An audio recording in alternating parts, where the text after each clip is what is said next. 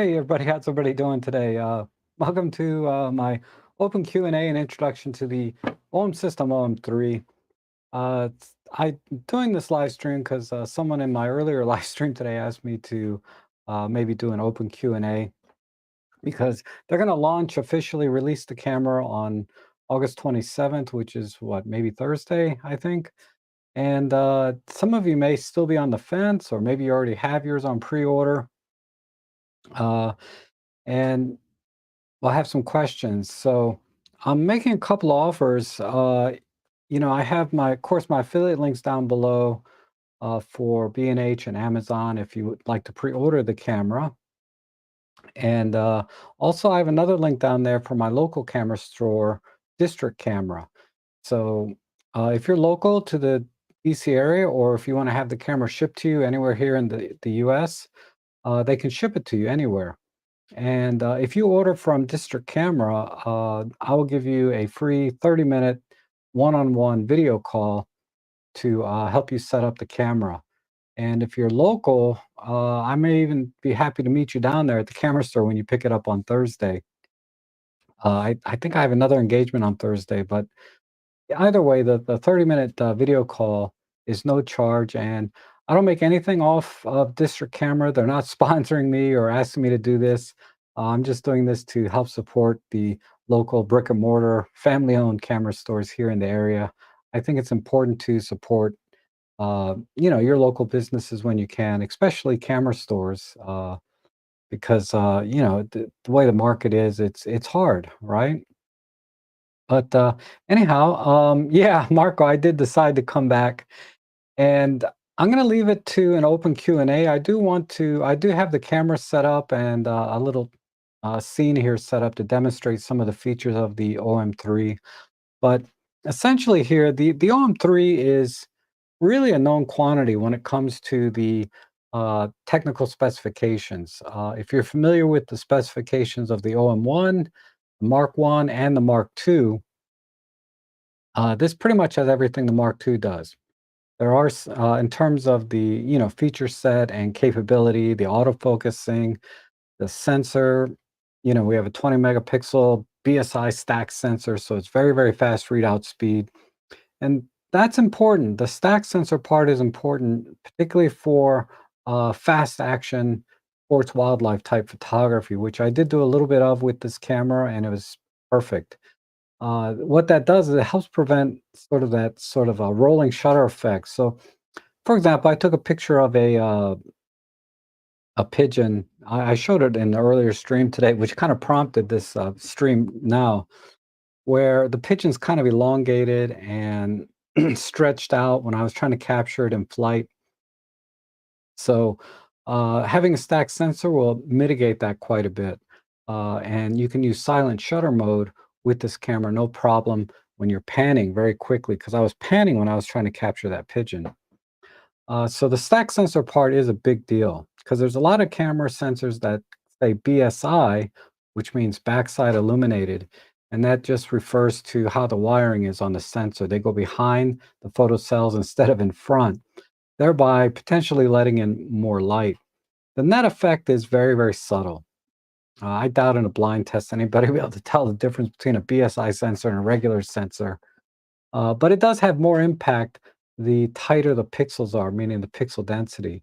And the pixel density on the Micro Four Thirds 20 megapixel sensor is pretty high. And that has a lot of pros and cons, right?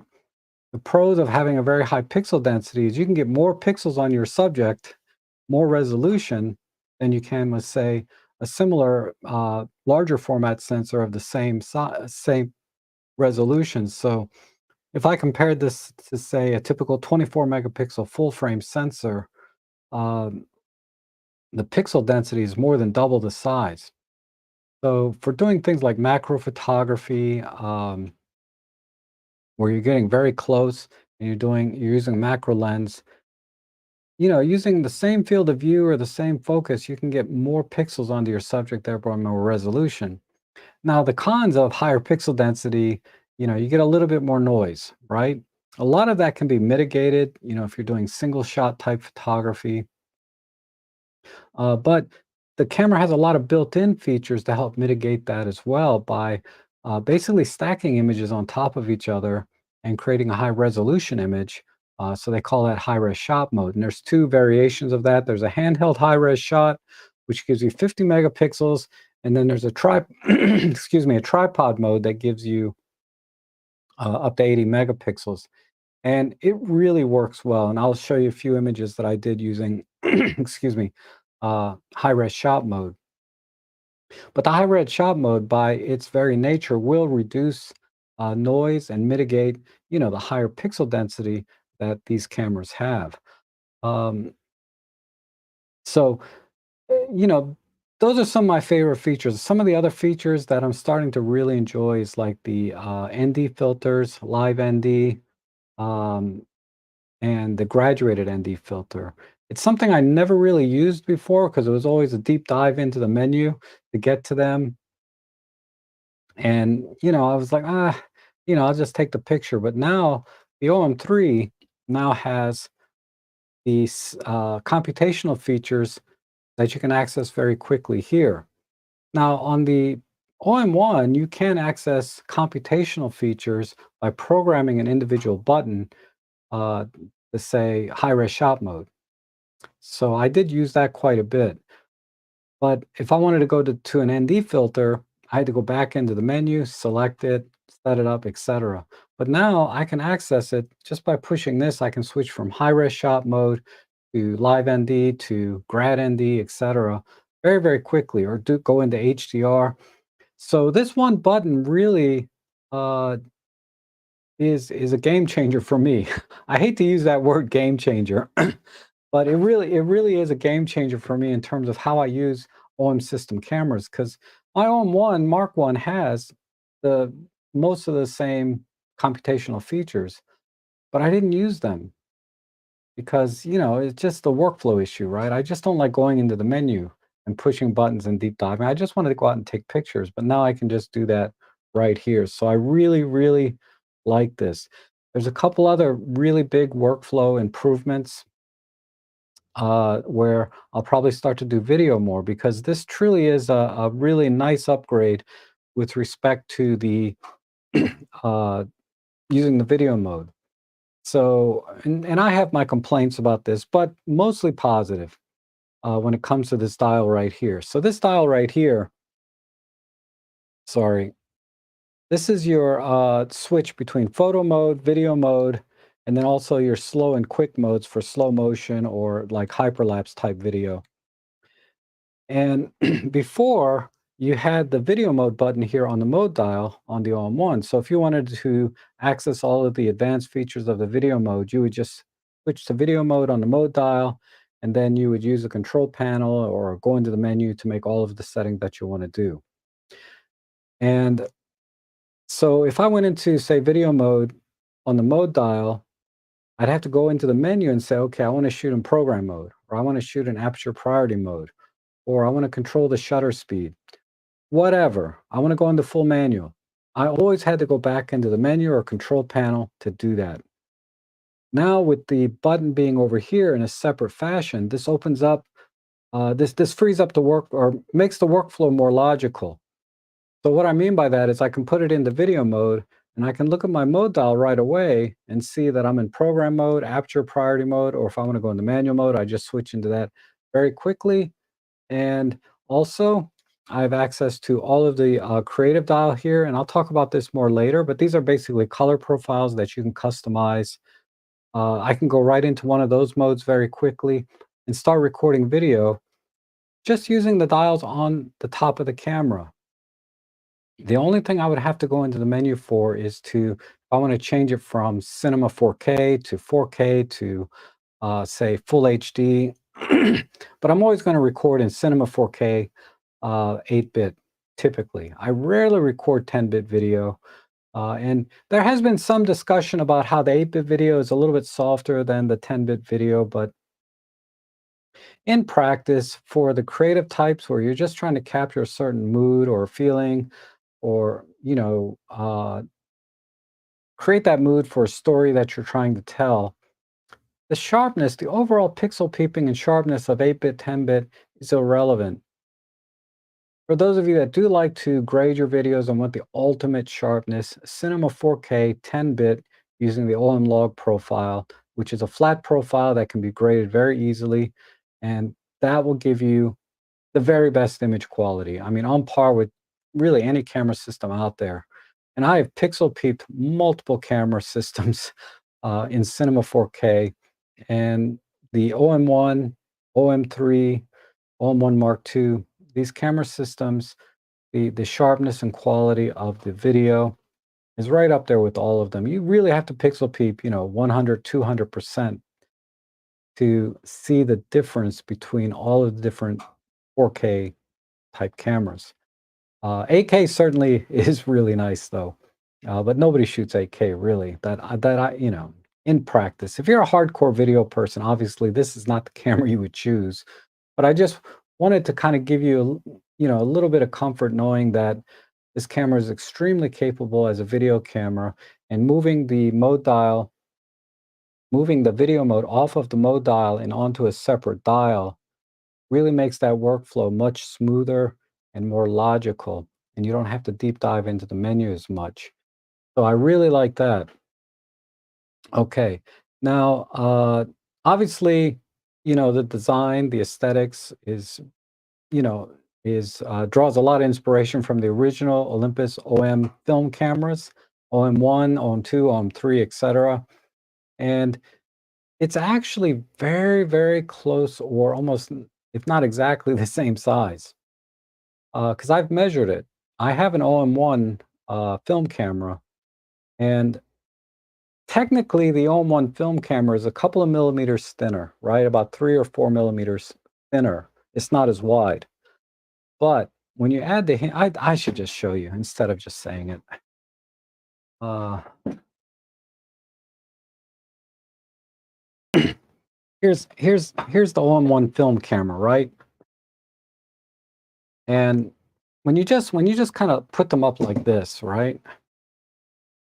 Right away you can see, let me see if I can get into the right angle. You can see there's roughly 2-3 millimeters difference between the two. However, that's just the base plate. The OM-1 actually is wider because of these little hinges here on the side. There's a hinge here and a hinge here. When you add these hinges in, it's actually, these two cameras are the exact same width and dimension. This camera is actually a little bit thinner than this camera overall, technically. But in practice, this camera is a little bit thicker in the body. Because if you measure the thickest part of the camera between the front of the prism here and the rear of the viewfinder, this camera is thinner than the OM-1. That said, when you actually hold the camera on the body, this part is thicker than the film camera, right? Right in here and right in here. When you look at it from the top, it looks pretty thin, but there's a ledge here. There's a ledge here that makes the camera thicker, to house the flip up, the rotating screen. So the screen is fully articulating. I actually prefer that now over the tilt screen. I used to always want the tilt screen for like a street photography camera, but this being a hybrid camera, it makes more sense to have it rotate around. You can kind of, film yourself. But the other thing they did is they added a tally lamp here, so when the camera is recording in video, this light comes on. This light also has double duty as a autofocus illumination lamp, which can help a little bit in low light. I generally have it turned off. So that's kind of my overall impression is, the image quality, the image stabilization, the color science, the all of the features, like I said, are pretty much a known quantity. It's an OM-1 Mark II. Where the differences lie are in just a few things I talked about, my two favorite things being the new CP button and the fact that they moved the mode dial, the video mode off of the mode dial and onto its own dial so that you can have a little bit more direct access. quickly. So it is a big improvement in workflow. Also, when you move this into the video dial, I have my shutter button programmed to be the record button because you can't take pictures when this is in video mode. So, when I'm in video mode, I just push this button to start recording. All right, so that's kind of my overall impression. Now we can kind of get into the fine print a little bit, right? What are the key differences, say, from the OM-1 and the OM-1 Mark II? And I'm just going to look at the chat real quick, see how we're doing. Yes, I will go into all of the Q&A here. Just hold off. Just give me about give me about 5 more minutes, okay? And then I'll deep dive into your questions because I know you have a lot of questions.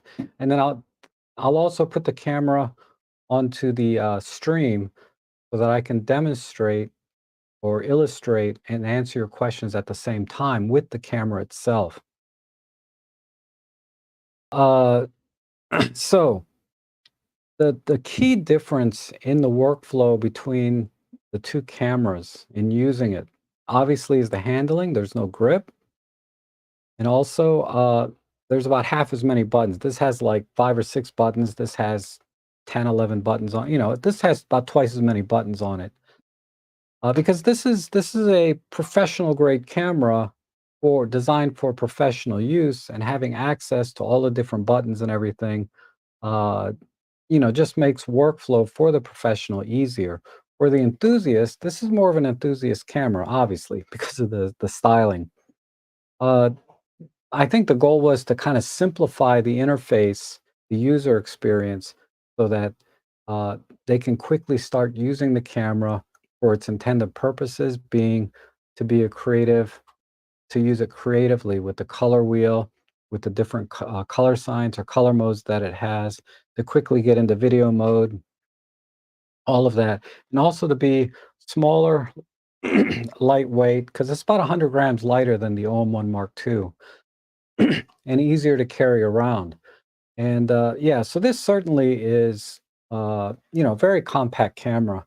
So I was showing this morning in my new bag. I got this bag for $4. But anyway, I was showing in my new bag, you can see this is really a thin bag. And I can just drop this in here with plenty of room if I want to travel with this camera. And then I got a slot here for my 45. Well, this is the 25 1.8 lens. Where's the rear cap? Anyway, there's that. And, it's thin. Whereas in practice, now I know I got my big honking 12 to 40 Pro on here, right? But this is the lens you would use with this camera. I wouldn't use this lens on the OM-3, but I would certainly use that.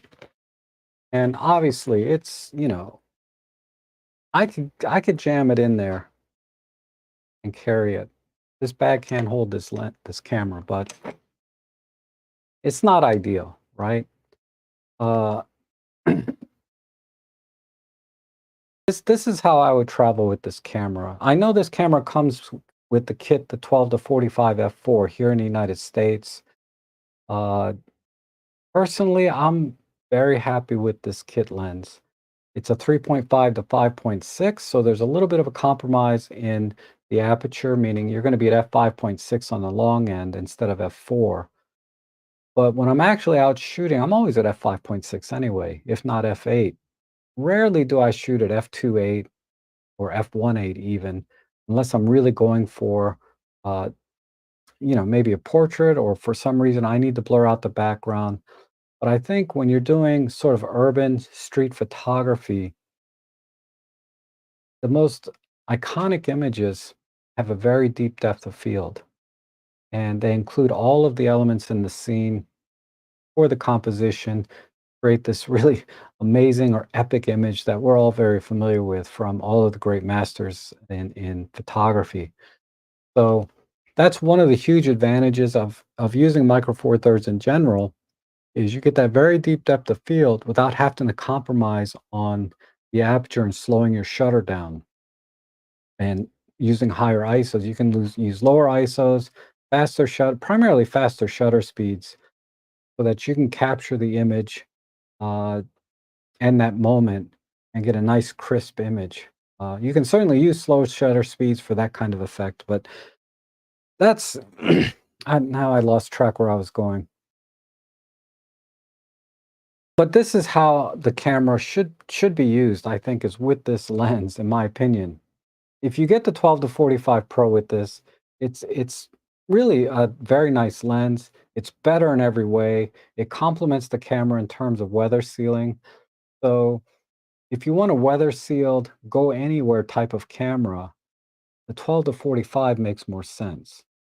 For me, I'm a fair weather photographer. I was going to go out doing some photo walk today, but it was cloudy out, so I said, screw it.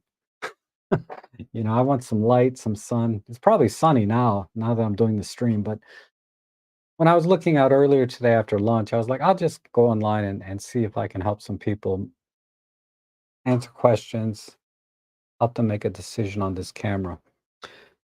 Okay, so what are the compromises in this design? I already mentioned the grip, right? It's not as big a deal as I thought it would be. Number two, okay, the other compromise is right here on the bottom. Okay, there's no door here or flap so that you can add an additional grip. Not a deal breaker for a camera like this. I don't know how many people are going to buy this camera and want to attach a vertical grip to it like I have for my OM-1, because it's not intended for professional use, even though it's capable in almost every way. I'll talk about those limitations as well. So there's no grip. The other thing it's missing is the like a 2 or 3.5 millimeter jack for attaching a remote shutter, a wired remote or wireless remote. They did introduce a new wireless remote, Bluetooth type remote that's non-programmable. It just basically takes pictures or starts video. But I like to use programmable external remotes for doing astrophotography or time lapses, things like that, where I want to use, particularly if I want to use shutter speeds longer than 60 seconds, uh, because it has a 60-second limit in all the modes, except bulb. Bulb, I think, has a 30-minute limit. But I'm kind of getting into the weeds. So there's that.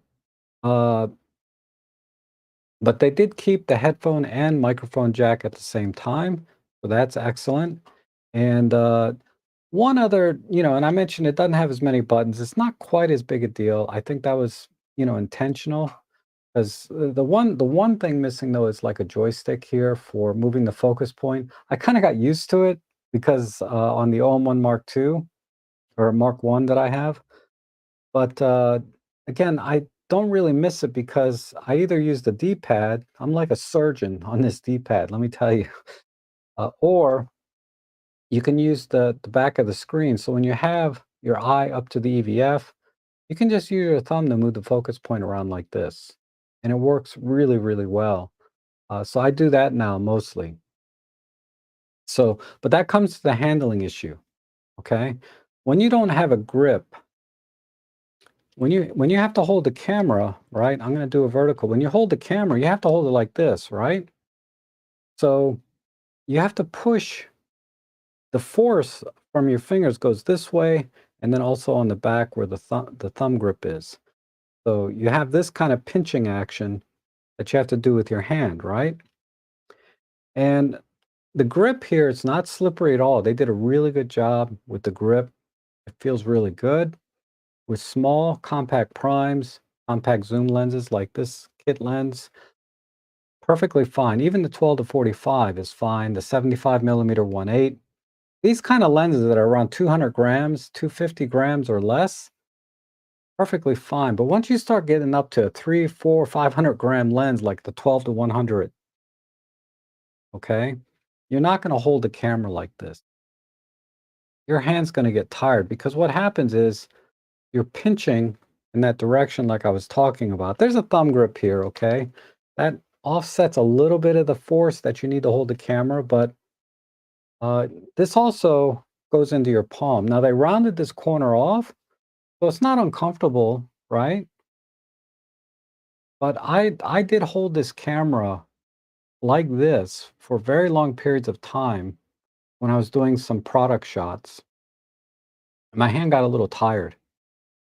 And we're talking maybe 15, 20 minutes where I was holding the camera like this with a small prime. I wasn't even using a heavy lens. So this is not how you take a picture with the camera.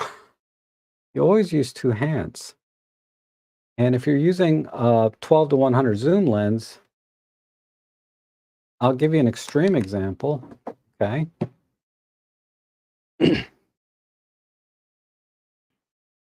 Is I went out and I shot with my 300 f4 Pro with this, where'd the camera go? With this camera, okay? I'm not gonna hold the camera like that, right? I moved the thing. I'm always holding the camera like this, and then my right hand is free to navigate for the screen, push any of the buttons, turn the dials. And I had the same amount of stability and precision for aiming and finding the birds. So that's what I meant by earlier when I said the lack of grip is not as big a deal as I thought.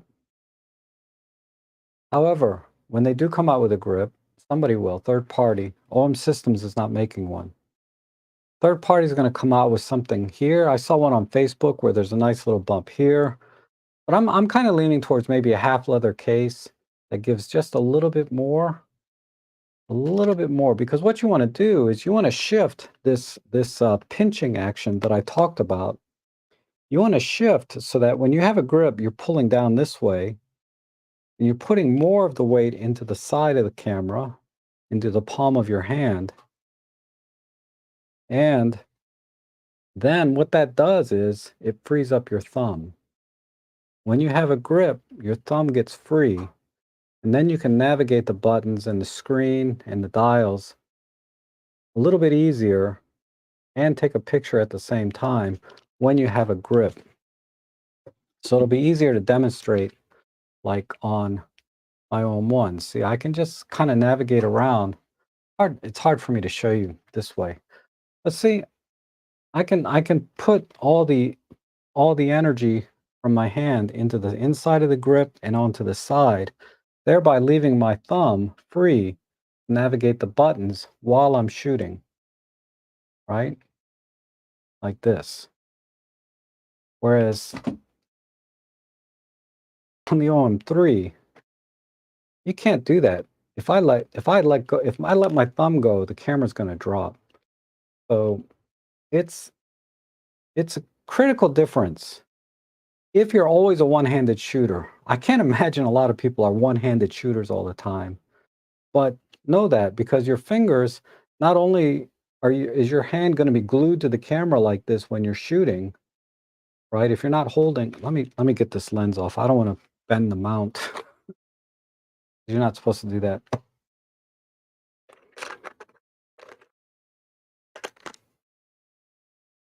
But even with a little lens like this, if I take my thumb off, I lose the tension here on the front, and the camera it's really dangerous, right? I'm not going to be able to hold it. It's just going to kind of slip out, right? So I'm always you're if you're a one-handed shooter all the time, not only are you going to not be able to move your thumb to take a picture, right, and navigate the buttons, but your fingers also have to kind of navigate this, right, the strap hook and the mode dial. Mode dial doesn't get in my way, or not the mode dial, the creative dial. This doesn't get in the way of my fingers. I have kind of stubby fingers anyway, right? My hand just naturally falls this way. But there's two protrusions here, right? That your hand has to navigate around to hold the camera. But like I said, it's very secure with a small prime lens.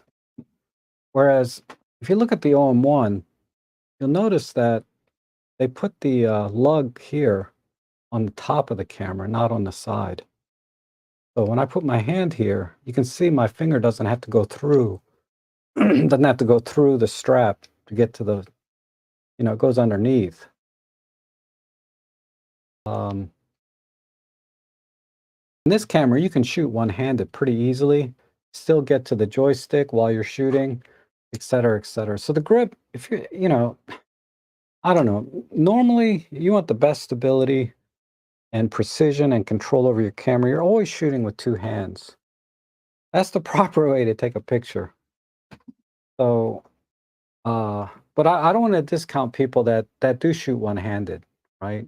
If you shoot one-handed, I'm just telling you all of the issues. All right. And that's really it. The only other thing is the power switch here being on the left side. This again harkens back to the original OM-1 film camera. They kind of OM systems and Olympus before that, they they have a certain design language that they like, that they use almost to a fault, because not many cameras have the power switch on the left side. People like to be able to turn the camera on and off with their right hand, right? Wherever that button is. And you can program the lever switch here to become the power switch, to turn the camera on and off. If you want a power switch on the left side, or I'm sorry, on the right side, very easy to program it to do that.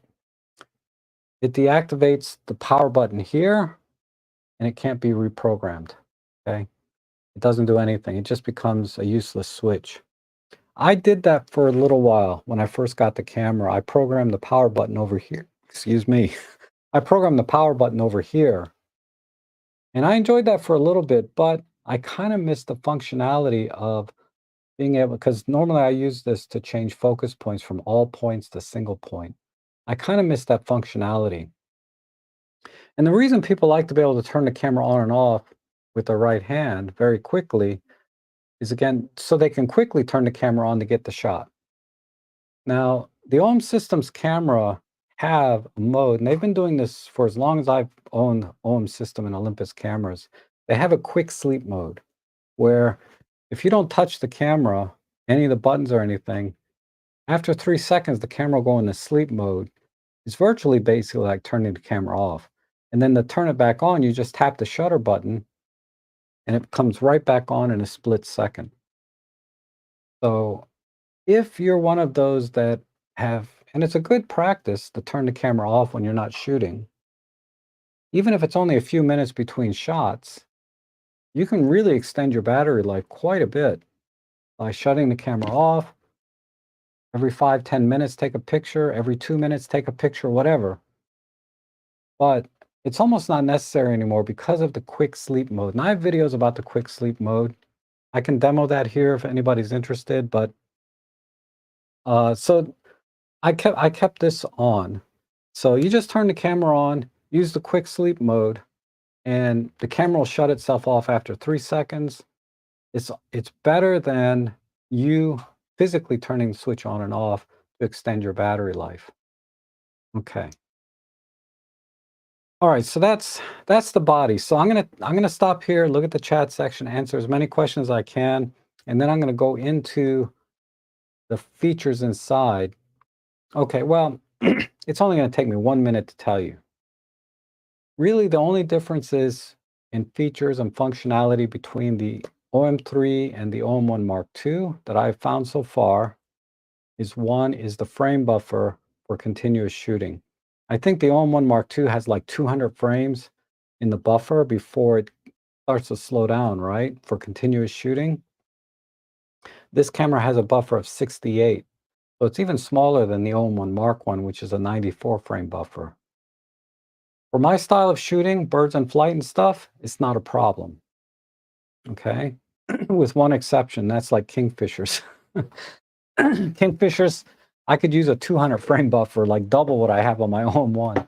But for 99% of the birding that I do, when I use Pro Capture or I'm using high-speed continuous shooting at 25, 50 frames per second. The 68 frame buffer is enough because I don't just mash the shutter button when I'm shooting. I burst like this, like this. The only exception being is like when I'm shooting kingfishers, I'm waiting, and then I like to follow them all the way down into the water, catch the fish and come up, you know, because they're so fast. I can't push and release the button fast enough. You know, osprey and eagles and stuff, they're fast, but they're usually pretty far away. So I can kind of burst with them because of the distance. I don't have to be so fast, you know, I don't have to be like lightning quick on the trigger. I can just go at a normal fast pace of bursting and I'll get the shot. But you know, kingfishers, you have to get pretty close, and you can get a lot closer to kingfishers. And you know, they can swoop around. They take the long way around before they get a fish. They don't just drive straight down to get the fish sometimes. And then I have to mash it. But anyway, that's the only exception. The other thing that this thing was, what was the other thing? It was mainly the frame buffer was different.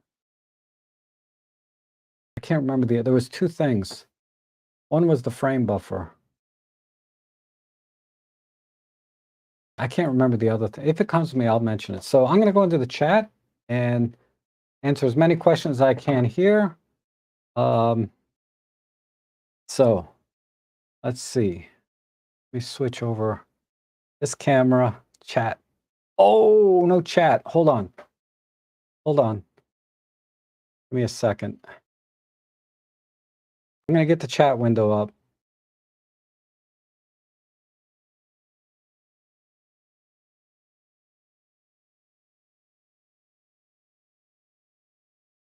And then we will get into it. I'm almost there.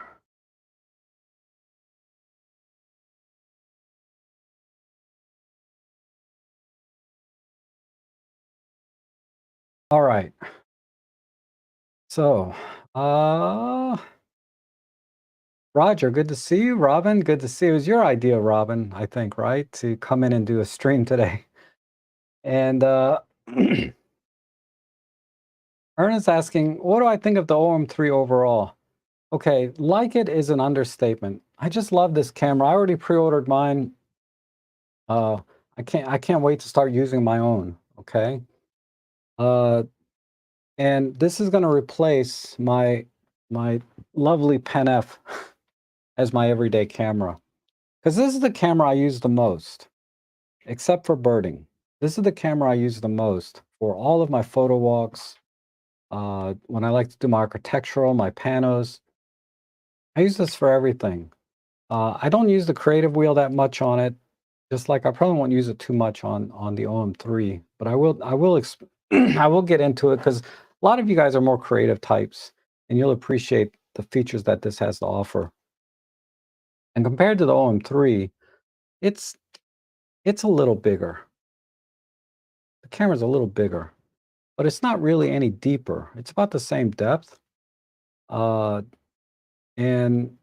this is just a little taller, a little wider. Is it? So in practice, it's not much difference. But what I like about it is the autofocusing is so much better. I don't have to choose between taking my OM1 or taking out my Pen F anymore, right? Because when I used to go out to one of my favorite parks here, Huntley Meadows, I always had to take the OM1 because that has the bird detect and the pro capture and, you know, the very fast shutter speeds and continuous shutter and the amazing autofocus and subject detect. It has everything. The Pen F did not. I had to choose.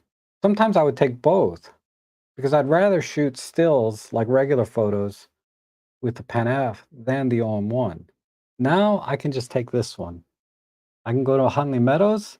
I can go down and shoot some mushrooms, do focus stacking, in-camera stacking, high-res shot modes, handheld, the live ND filters, all of the computational features. I have everything in here. And if I want to do birding, I put my 300 millimeter on, right?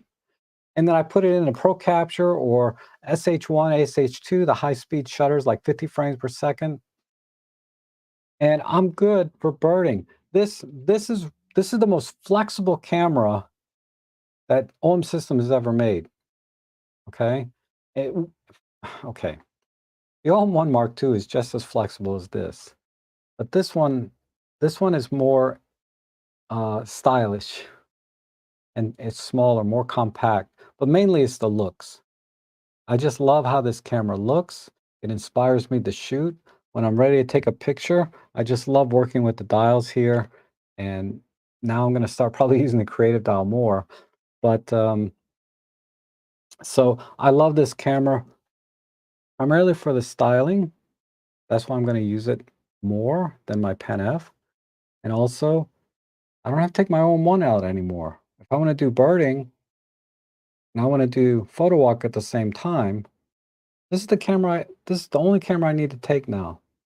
And the OM-1 probably is going to be delegated to just uh, my paid jobs, right? When I need to do video work and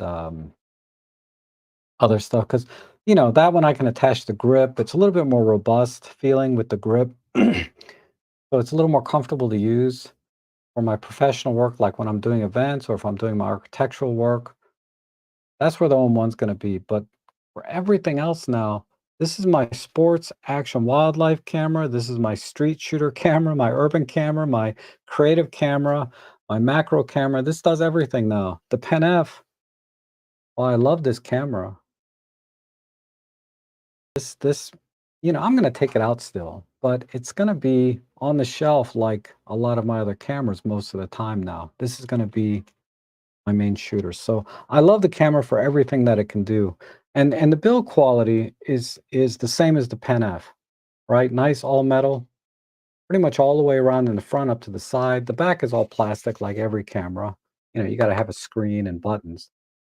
But the build quality is second to none with the and they like to brag about the IP53 rating. I could care less if it was weather sealed personally, but it has the weather sealing.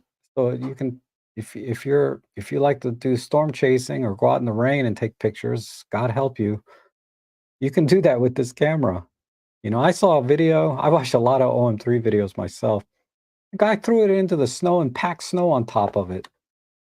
I would never do that to my camera. But uh just know that if you have an accident and drop your camera in the snow, you're gonna be okay. Right? Okay. So yeah, I love it. I love it. Uh, yeah, I'm a glutton for punishment. I know. I can't help it, because I'm I'm I'm so excited about this camera and everything that it can do. I just wanted to share that enthusiasm because I love gear. Sorry. I love gear, I think, more than photography sometimes. But because the two are different. They're not the same. Photography is totally different than having liking gear. Uh, if you want to talk about photography, who's good at that is Peter Forsgard, uh, Thomas Heaton. Those guys love photography more than the gear. Okay. Let's see. South Coast Pick says, "Good morning. Is there a way to press the shutter button once on an auto exposure AEB? What is AEB? I'm not sure. I shoot real estate, and the OMD doesn't do this unless you choose HDR, and it doesn't allow the variety that AEB does." I'm not sure what you mean by AEB. Auto exposure. I assume you mean auto exposure bracketing. So yeah, you do have to go in HDR mode where it does plus or minus, but it does have an exposure bracketing mode in the. Okay, so I'll show you. I use the HDR when I do the bracketing, and you can do up to plus or minus 5 exposures, 2 stops at a time. So you can get 10 stops at dynamic range. So I'll show you my real estate setting first. Okay, because when I say architectural photography, usually commercial properties, and I have to do exposure bracketing. Okay, let's see. Oh, it may not show.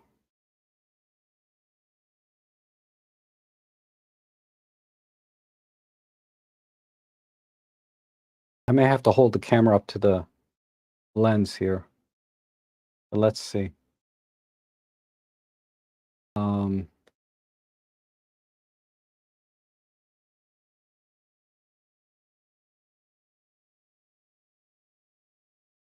yeah, AE bracketing, AEB. It's been disabled because I'm hooked up to the HDMI. So I'm gonna have to do it this way. Okay. So if you go into menu number 2, page 2, page 3, sorry, AE bracketing is off. So you can do 5 frames, 1 stop each.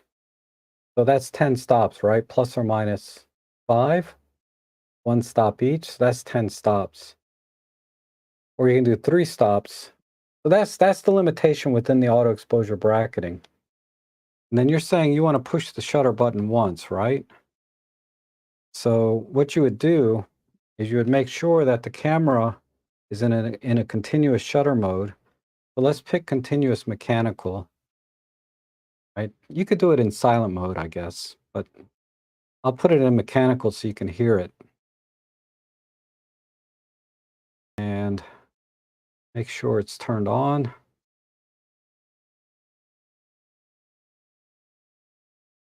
I have 5 frames at 1 EV each.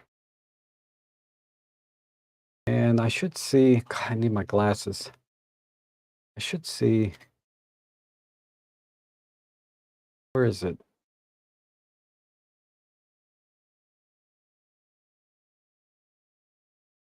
Okay. Exposure bracketing on. Okay, there's the green icon.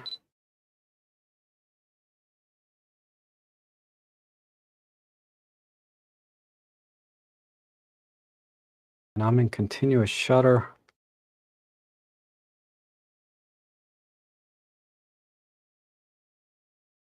Okay, so when you do it through auto exposure bracketing in the menu like I just showed you, you only have to push your shutter button once, but you have to hold it down until it's done. So it's not ideal because I know some cameras you push the button, you can let go, it'll take the 5 pictures, just like it does in HDR mode. But on this camera, it looks like, I don't know if you can see, it's in bracketing mode. There's a little BRK mode here, or icon. I know it's hard to see. There's a BRK icon here that tells me it's in bracketing mode. So what I do is I just push and hold the shutter button, and I have to hold it down. And then once it's done, I let go. I can do it again, and it's done. So yeah, you can push the shutter button once, but you have to hold it down. So I don't know if that counts. The HDR mode, I typically use HDR mode, right? Plus or minus 2 EV, three frames. I'll take 3 frames plus or minus 2 EV, and then I only have to push the button once. So let me just demonstrate that.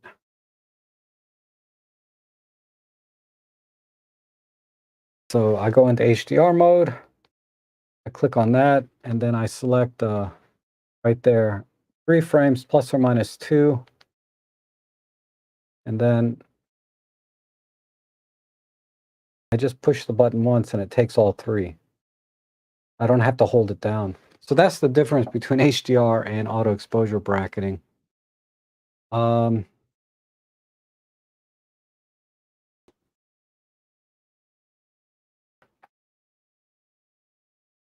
yeah, the other way you could do it Okay, a little slower. There's one more way. I just thought of this. I haven't actually tried it, but it should work. Let me put it back into bracketing. So I'm going to put it back into 5 frames, 1 EV each, right? And what I'm going to do,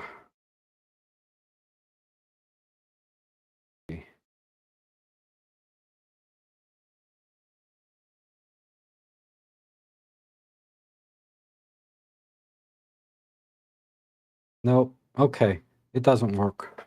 Never mind.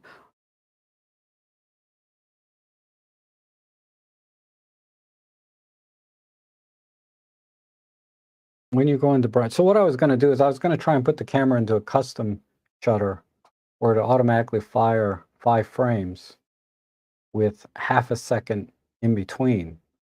However, when I'm in auto exposure bracketing mode, they disable the custom shutter mode. You can only use continuous shutter or high speed or mechanical or silent. I thought that would work. Because then if you put it in the custom shutter mode, you only push it once and then the camera will automatically take the pictures, but it won't go into that mode. So that's the best I can do on that one. A good question.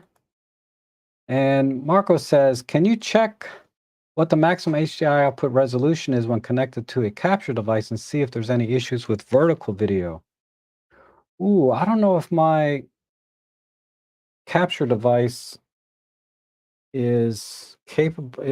My capture device is only capable of 1080. But if you go into the menu,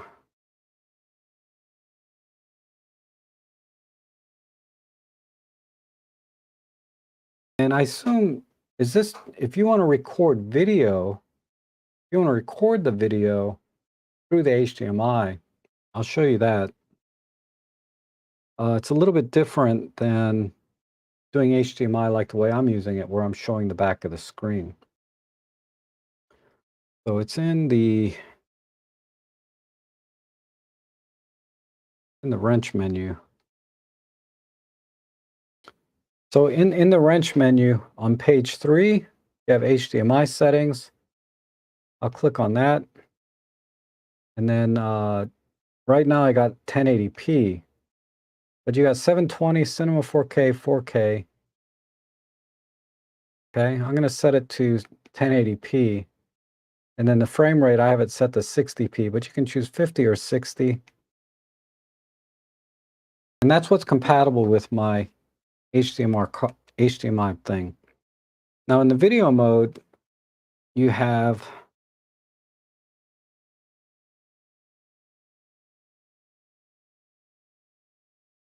okay, in the video menu on page 5, we have another HDMI output.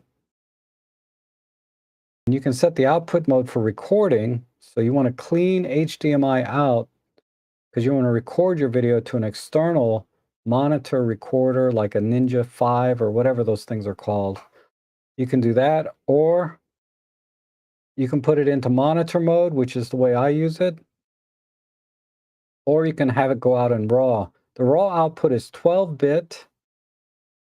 That's right, it's 12-bit 422 RAW.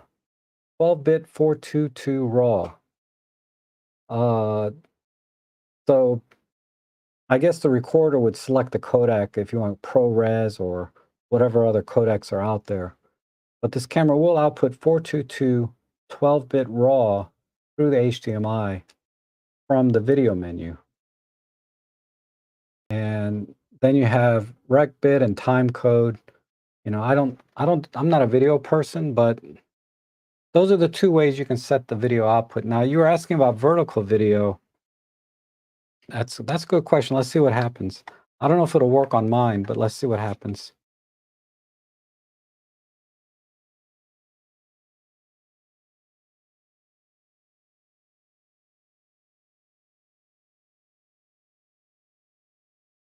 Okay, let me put it into video mode.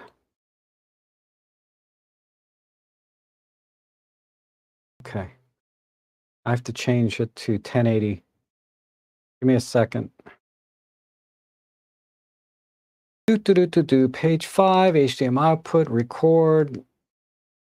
And I need to put the video mode into full HD. And 60p. All right, let's try it now. I'm going to plug it back in.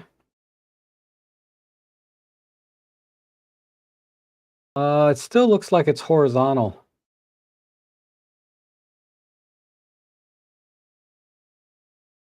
Yeah.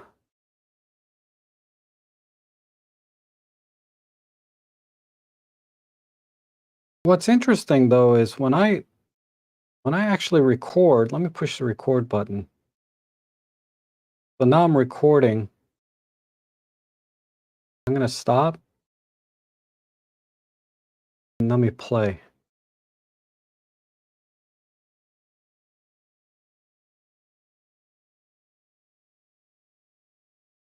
Play.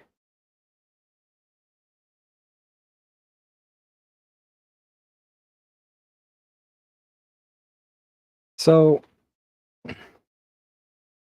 all I can demonstrate today is that when I hold the camera vertically with the HDMI cable plugged in, it's going to record horizontally, no matter what orientation I have the camera in. However, when I'm holding the camera this way without the HDMI cable in and I hit record, let's see what happens. See the tally lamp? Okay. You stop.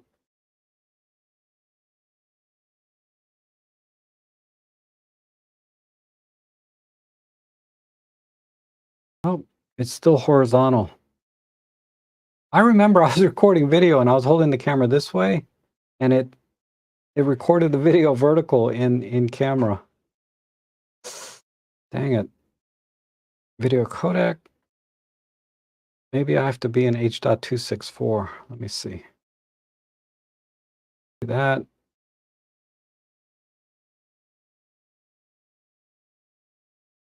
Nope, still horizontal. You got me. You got me, Marco. I'm in full HD.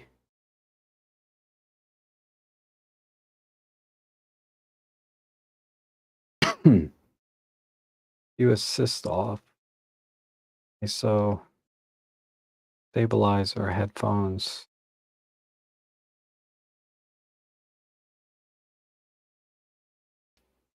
I don't know. I know it. I'm not a video person. I know I've done it before. I've held the camera vertically, hit the record button, and then when I played the video back,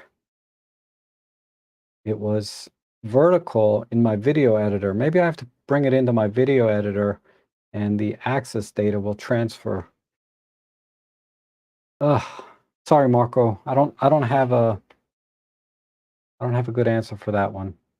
I have to ask OM Systems directly on that. They're gonna do another live stream for people that own the OM-3 or that bought it. They're going to do another live stream to answer questions. That might be a good place to ask. But at least I could show you the resolutions it outputs. Here, I've got to handle the OM-3 recently with Claire. Oh, cool. Cool. Yeah, she's out your way, right? Let's see. Just finished the morning stream. Great stuff. Does the lower shutter count durability bother you? No. I shoot mostly silent shutter. I can't imagine ever, going through. I don't know what the rating was. What is it, 100, 200,000? I don't worry about it. What is the shutter rating? I haven't seen that yet myself. But I don't think I have a single camera with over 100,000 clicks on it. Still on the fence, but I have a $50 voucher that Claire gave me on the day. Oh, cool. Honestly, what I would say, Gary, is, $50 is $50, right? But that shouldn't be the deal breaker or deal maker, right? If you like the camera, just get it. if you like the styling, I mean, no matter what OM system camera you have now, I have an OM-1 Mark 1. I don't care. I'm getting this. I like this camera. You know, I would say just get it if you like it. Okay, it's beautiful. It's a beautiful camera. It's fun to use. People see this. I got to share some reactions I got with this camera when I was out. One guy pissed me off, but uh, generally the reactions were with the other OM system or Micro Four Third people. They were very happy with their OM-1, whether it was the Mark 1 or Mark 2, and the vintage styling didn't appeal to them at all. They were very pragmatic about their photography. They want the biggest buffer, they want the dual cards. Oh, that was the dual card slots. This is a single card slot. You know, they want everything the OM-1 Mark 2 offers. And the beautiful thing is as far as I know, it's still on sale here in the US for the same price as this is going for. So you can get ultimately the better camera because of the grip, the dual card slot, the pins on the bottom, more buttons, you know, everything that the OM-1 Mark II offers for the same price. So you don't have to think about it. If you don't have either one, you can make a very pragmatic choice, the OM-1 Mark II, or you can make the more emotional choice, right? This pulls at your heartstrings, right? Like it does for me. The real solution is buy both, but like I did, buy two. But if you have to choose between the two, you have to decide, you know, with your heart or with your brain, right? Your brain is going to tell you, get the Mark II. Your heart's telling you, get this. That's all I can say. So if your heart is telling you to get this camera, I would say get this camera. It's like 99% capable as the OM-1 Mark II. Uh, and will do everything that you ask it to do. But ultimately, yeah, the Mark II is a better camera. And if I had to pick one, wow, it would be tough. Don't ask me to do that. Don't ask me to pick one. That's a loaded question. I couldn't do it.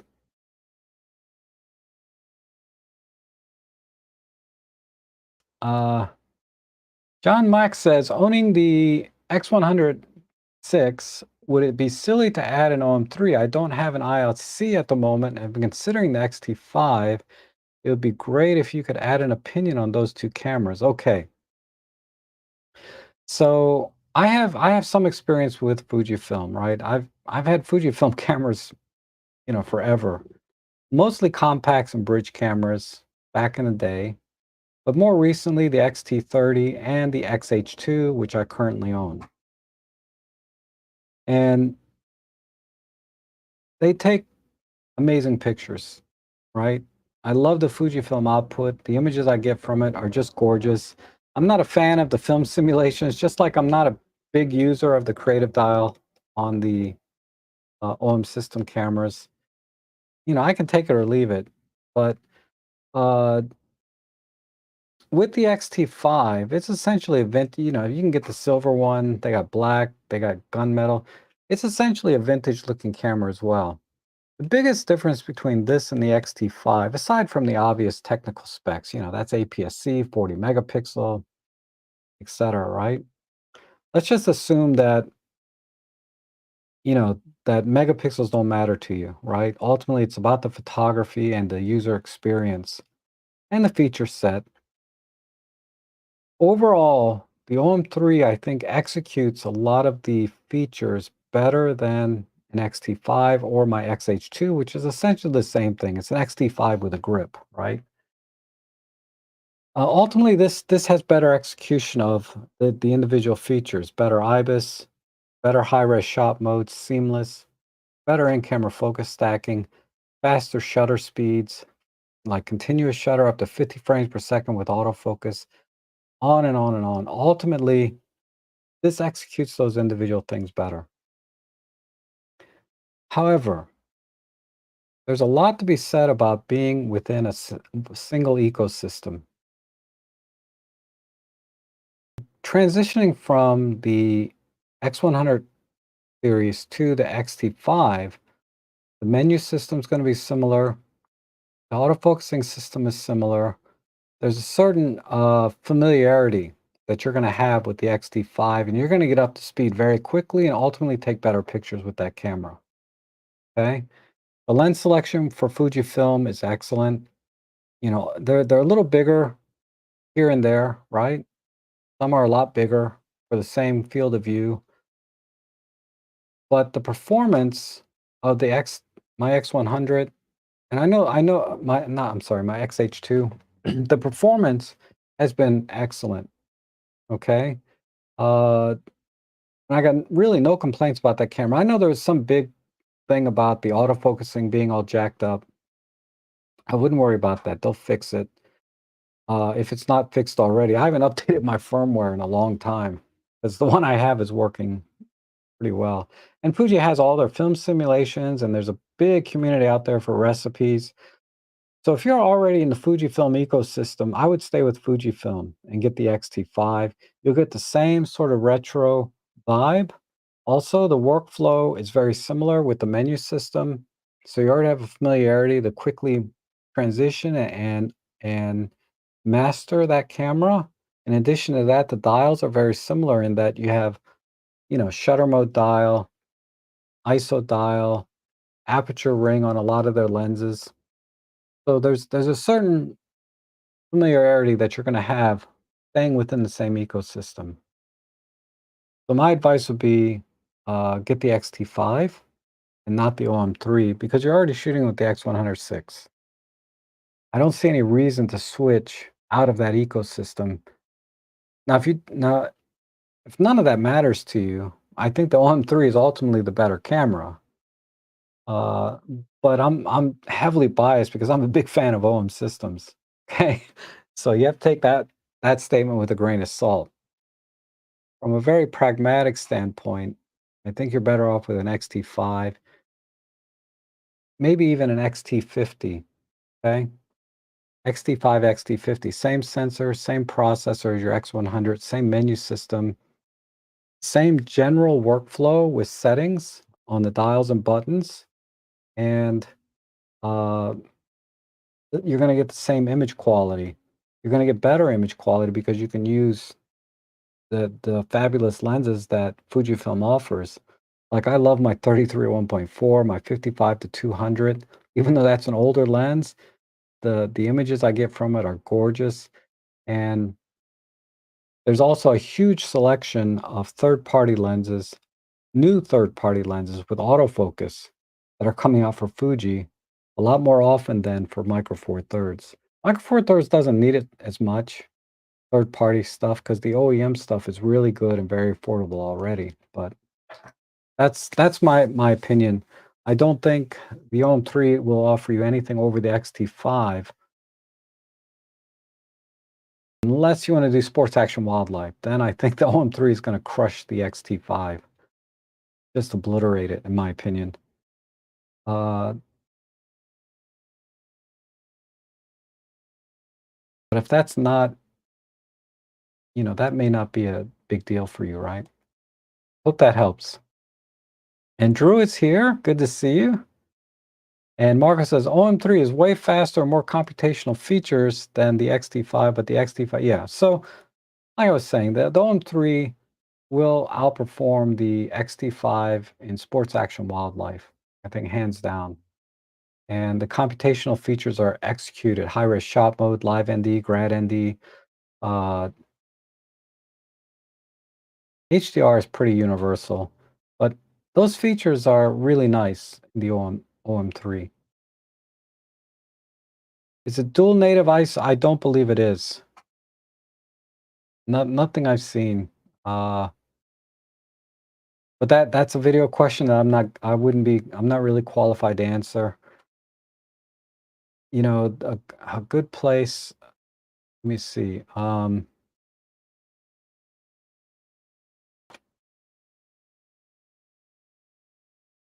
I'm gonna look at the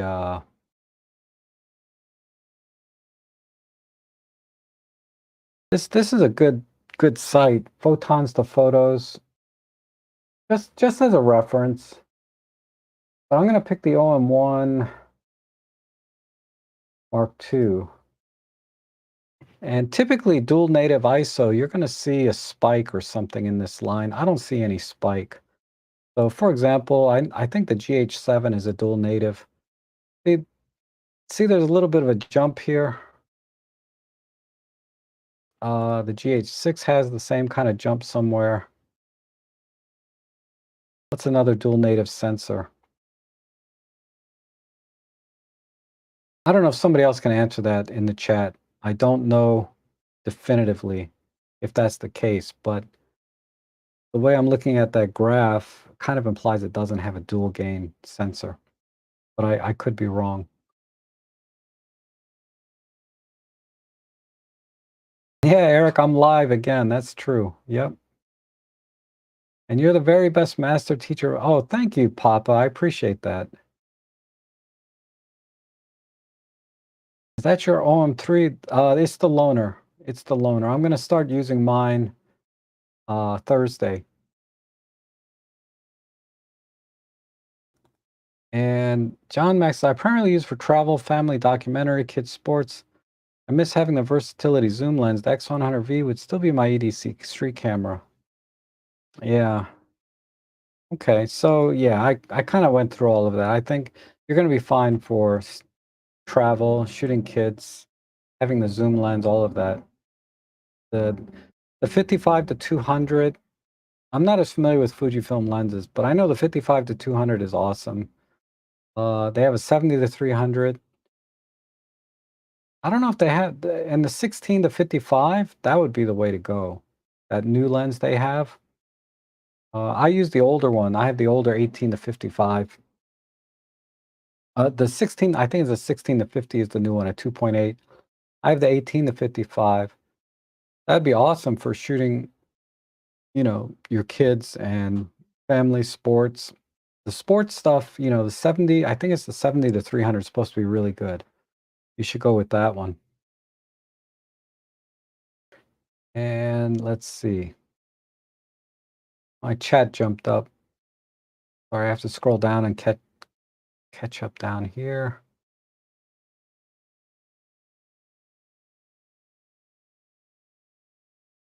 Can you turn off the red light? If you mean the tally light on the front, yes. So before I just say something out of my butt, let me just go in the menu and turn it off.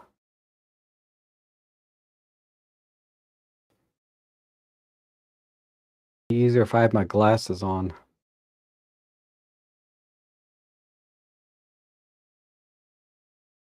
So if you're talking about the tally lamp, it does have off, low, and high. So hopefully that was the answer you were looking for.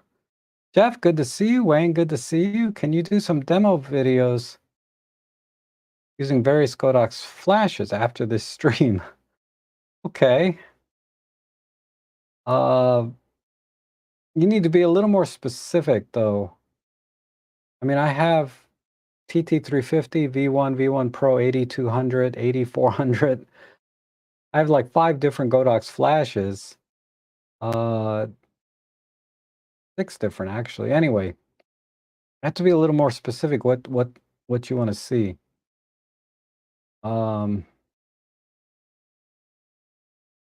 Can you show it next to an EM5 original? How does it feel compared to the EM5? Does it feel better or about the same as the EM5? Okay, so I don't have the EM5 original, but I do have the EM5 Mark II. I'll put it side by side with that.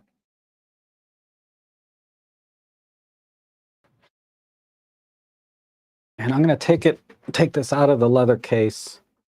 The short answer is the EM5 Mark II. Oh my God, I've had this leather case on so long, it's like, give me a second.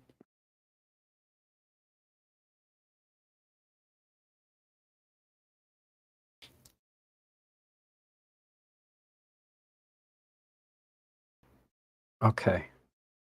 So here's the EM-5 Mark II. This little bit of lip here, this grip, pretty much night and day difference. And your fingers only have to navigate one loop, right? So let me turn this off. So here's the EM-5 Mark II side by side with the OM-3. Let me see if I can hold it this way.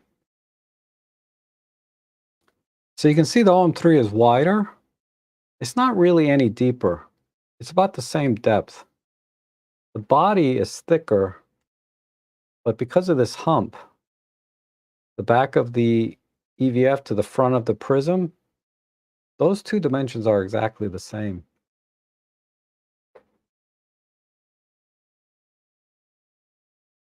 So there's the top, and then here's the bottom.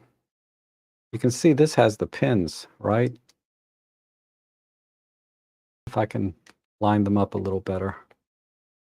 So we have about 5 millimeters, maybe more, maybe almost a full centimeter difference between the two.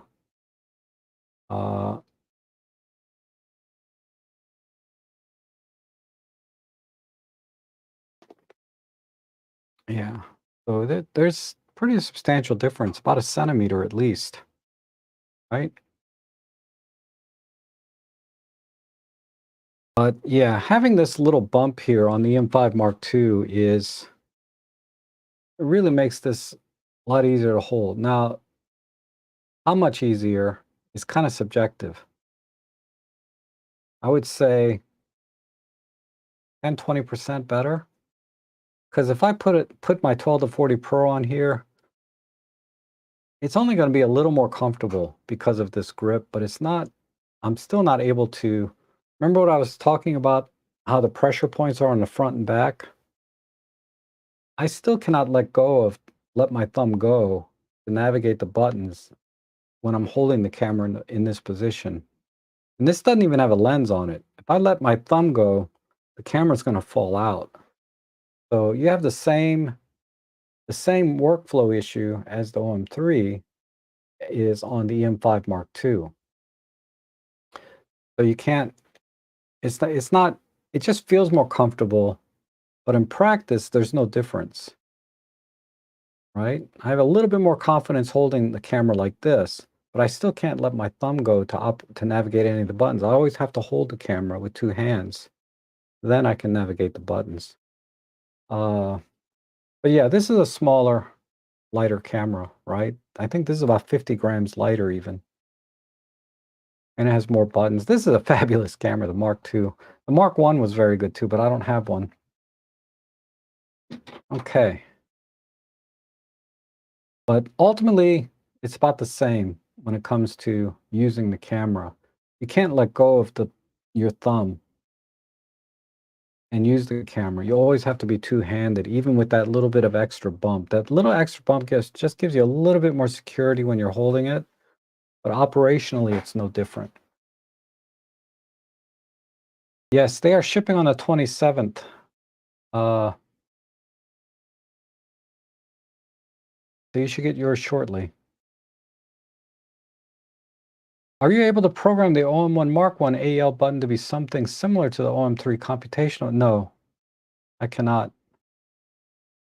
All you can do is program individual computational modes. So I can program high-res shot mode, I can program bracketing, something. I can program that to the button, but I cannot program like a push and hold and select, right?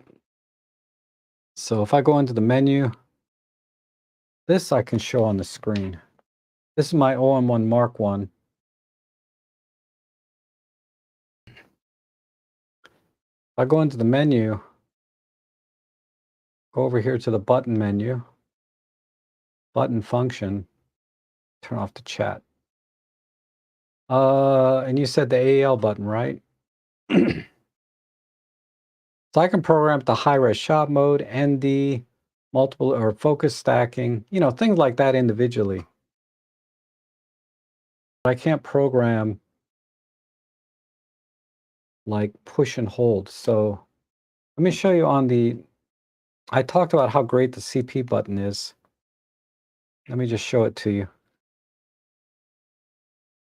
I'm going to push the CP button and rotate the front dial. That's what I'm going to do.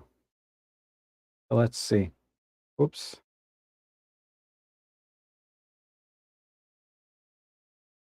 It won't let me do it when I'm in HDMI.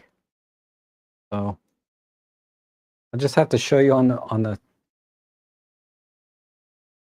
oh wait, maybe I can. Hold on.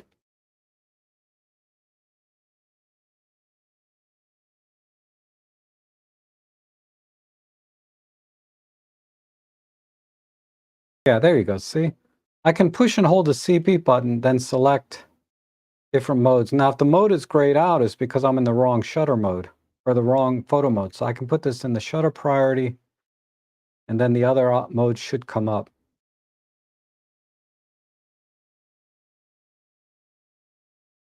Like that, and then I let go.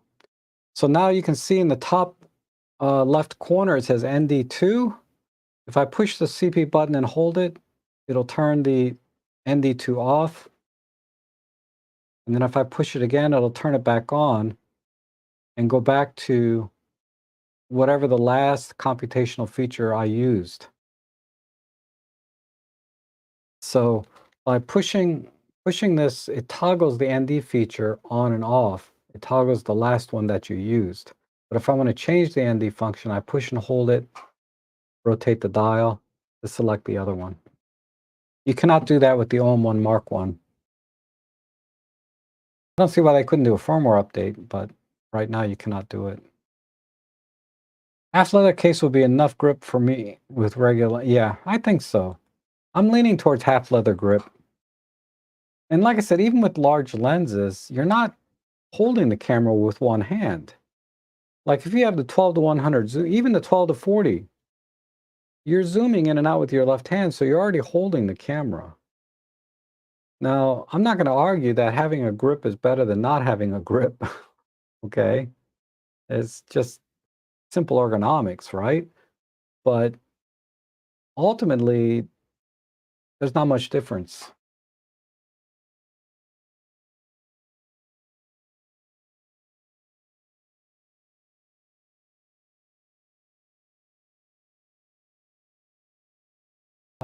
Let's see.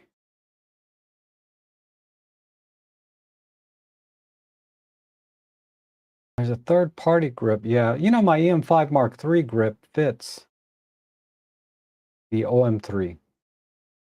It's just a little bit short. I'd show it to you, but I'm using that grip right now for the stream. My EM-5 Mark III is right here. But it goes right here. It goes right inside. So there's a little bit of space here. But the grip goes right here, and it's actually really comfortable. Now, on the bottom, the battery door doesn't line up with the grip because this is a whole totally different design. But if you just want, I mean, in theory, you don't have to even open the battery door. You can just charge the camera through the USB-C port.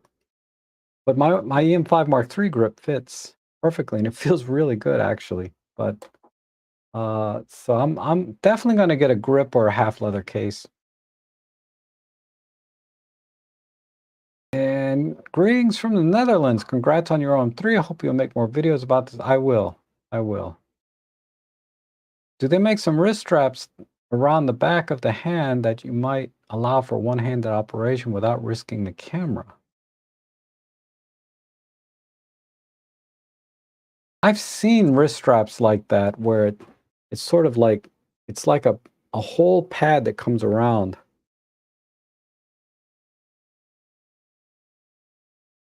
If you're talking about those wrist straps that are like a cord that go around your wrist, you know, that's not going to help you with the handling.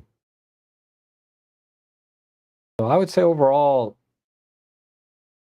the answer is no. I can't think of a one-handed operation grip that would work with this.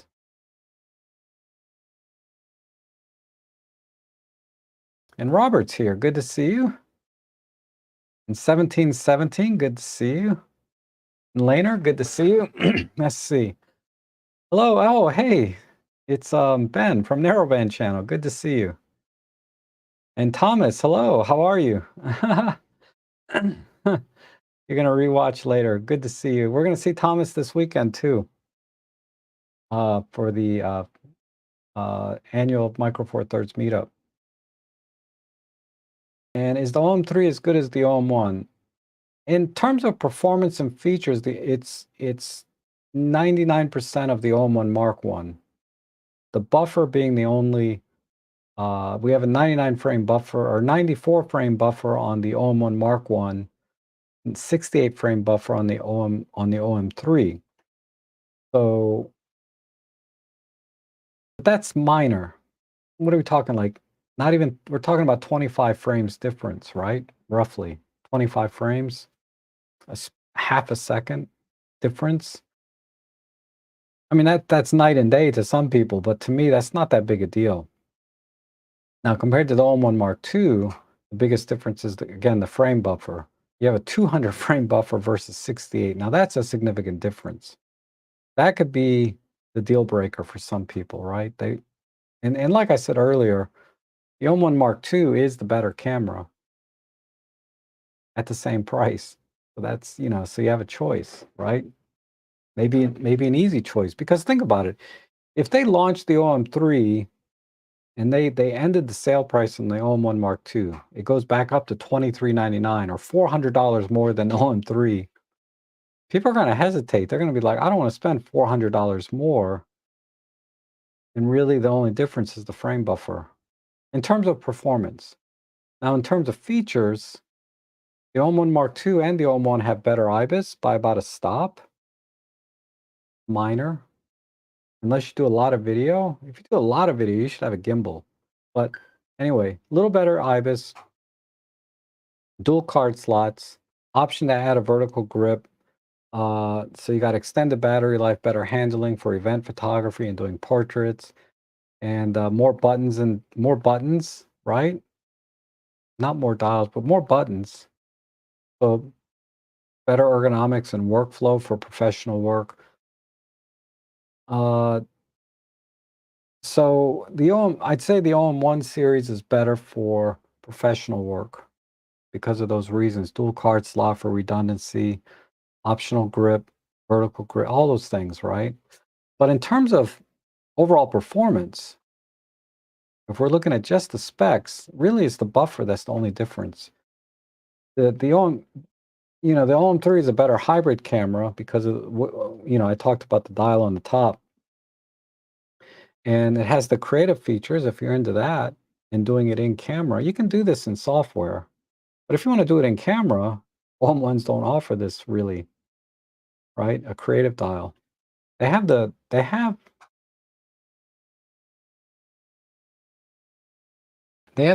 art filters and the color thing over here, but they don't have the color mode and mono modes and grain, things like that. But I'm not a big user of those things myself, so.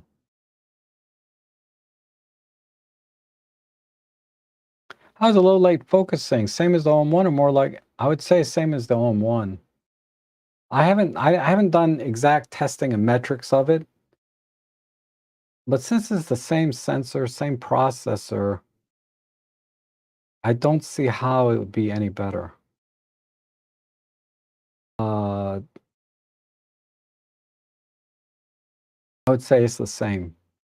I wouldn't. So what Robert's referring to is there was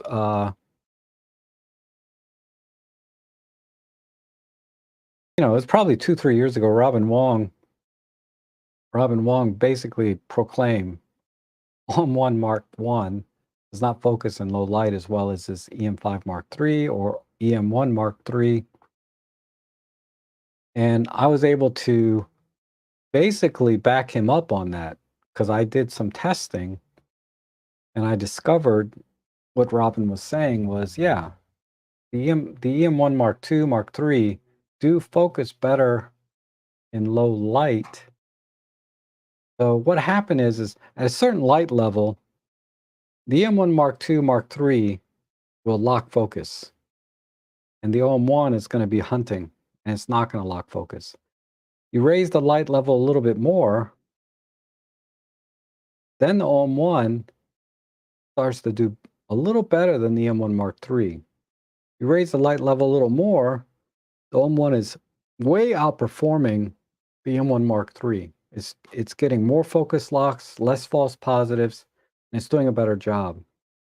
You raise the light level to another level, say maximum, at that point they're equal. They're both locking like this, no problem. So it's somewhere in the middle where the light levels start to go up a little bit.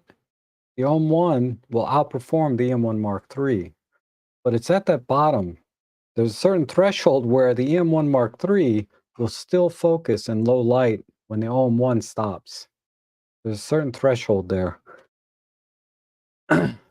I've never had an issue doing event photography in low light. I don't do the same kind of things Robin does. Okay, so I'm not saying Robin is wrong in any way. All I'm saying is I don't shoot what Robin does, but when I shot in low light at events in the real world, I never had a problem. But Robin does. I don't, he does. Okay, so that's just the way it is. But I'm not shooting side by side with him, and he's not shooting side by side with me in the same exact lighting conditions, the same exact subjects, et cetera, et cetera, et cetera. But the way he was shooting and what he was shooting, he found the OM-1 unusable. You know, he said, basically he says it sucks. But I don't think it sucks. I'm not having any issues. Now, when I did benchmark testing, and I spent so many hours doing that testing, and there's a video on it for those of you that haven't seen it. But I was able to back him up and say, yeah, you're right, Robin. The EM5, my EM5 Mark III, which is basically the EM1 Mark II, was able to focus in lower light than my OM1. There was just no denying it from my benchmark testing. I've not done the same test with the OM1 or the OM-3, but I would suspect there's no difference. Okay, I'll have to test it one day. I'll test it so I can get a more, because what I did was I set up the camera on an intervalometer, took 100 shots, and then looked at every single shot. I probably took like 10,000 images and just pixel peeped for hours every single shot I took from each camera and came up with these metrics that proved Robin was right. But like I said, that's not the whole story. It's when you start to raise the light levels a little bit, the OM-1 starts to outperform the EM1, right? Okay. OM-3 is waterproof and had the same features as the OM-1. How is it better than the Pen F? Okay, so the answer to your first question is yes. The OM-1 is not waterproof, but weather-resistant IP53 rating. So basically it can rain, right? And no dust is going to get in the camera. You know, whatever that IP53 rating means, something about being able to withstand jets of water. But it's not waterproof where you can submerge it underwater. That's not going to happen. So I don't want to say waterproof, but I would say weather resistant is the more appropriate term. The more precise standard term is IP53, same as the OM1. So it's going to be very, very good. You have to match that with whatever lenses. The lenses aren't all IP53. I think most of the lenses are IP1, which means basically rain, light rain. How is it better than the Pen F? It's better in every way, particularly the autofocusing. Autofocusing is by far superior. The shutter speed, frames per second, right? I think I have like a 11 frame per second maximum on the Pen F. I can do up to 120 frames per second on the OM-3, 50 frames per second with autofocus. The image stabilization is also much better than the Pen F. And then, of course, the computational features have been improved quite a bit. We have high-res shot mode on both cameras, but we have handheld high-res shot mode on the OM-3. We have live ND and graduated ND. They do not exist on the NF. So feature-wise, the OM-3 has a lot more features. Performance-wise, it's faster, uh, has better focusing, and ultimately a little bit better noise performance. You really have to push the camera to the extremes to see the difference in sort of image quality differences. Like, you're shooting at ISO 6400 and then you're pushing it another 5 stops in post-processing. That's when you'll see a difference. The OM1 or the OM3 is going to be better than the Pen F. But how often do you do things like that? Right? That's what I mean by pushing the camera to its extremes. You will see a difference. Uh, but for everyday photography, you're shooting like ISO 200 to ISO 1600, maybe even 3200. In a blind test, I wouldn't be able to tell the difference between the two cameras, right? In terms of just pure image quality. But ultimately, for all the other reasons, you know, the the other big thing, okay, this is huge too, is the Wi-Fi performance. It takes like it takes about to transfer 50 images took me about 18 minutes, or it took some ridiculous amount of time where I could do it like in 2 or 3 minutes on the OM-3. So transferring images from your camera to your phone or tablet via Wi-Fi is like, I don't know, feels like a million times faster, but there's some number there where it's faster, but it is significantly faster. I had it written down. I think I threw it away.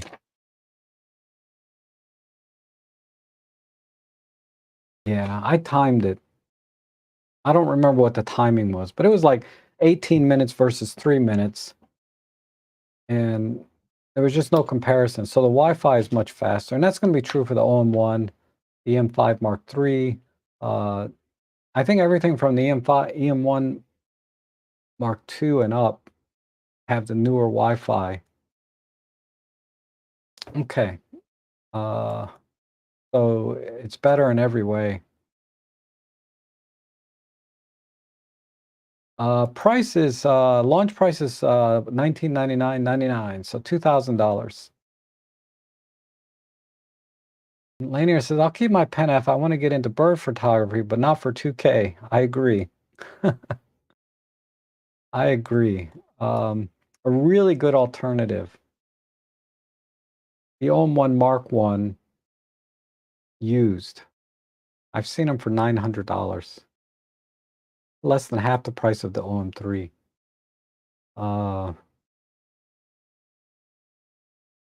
Then get the 75 to 300 for another 300 bucks.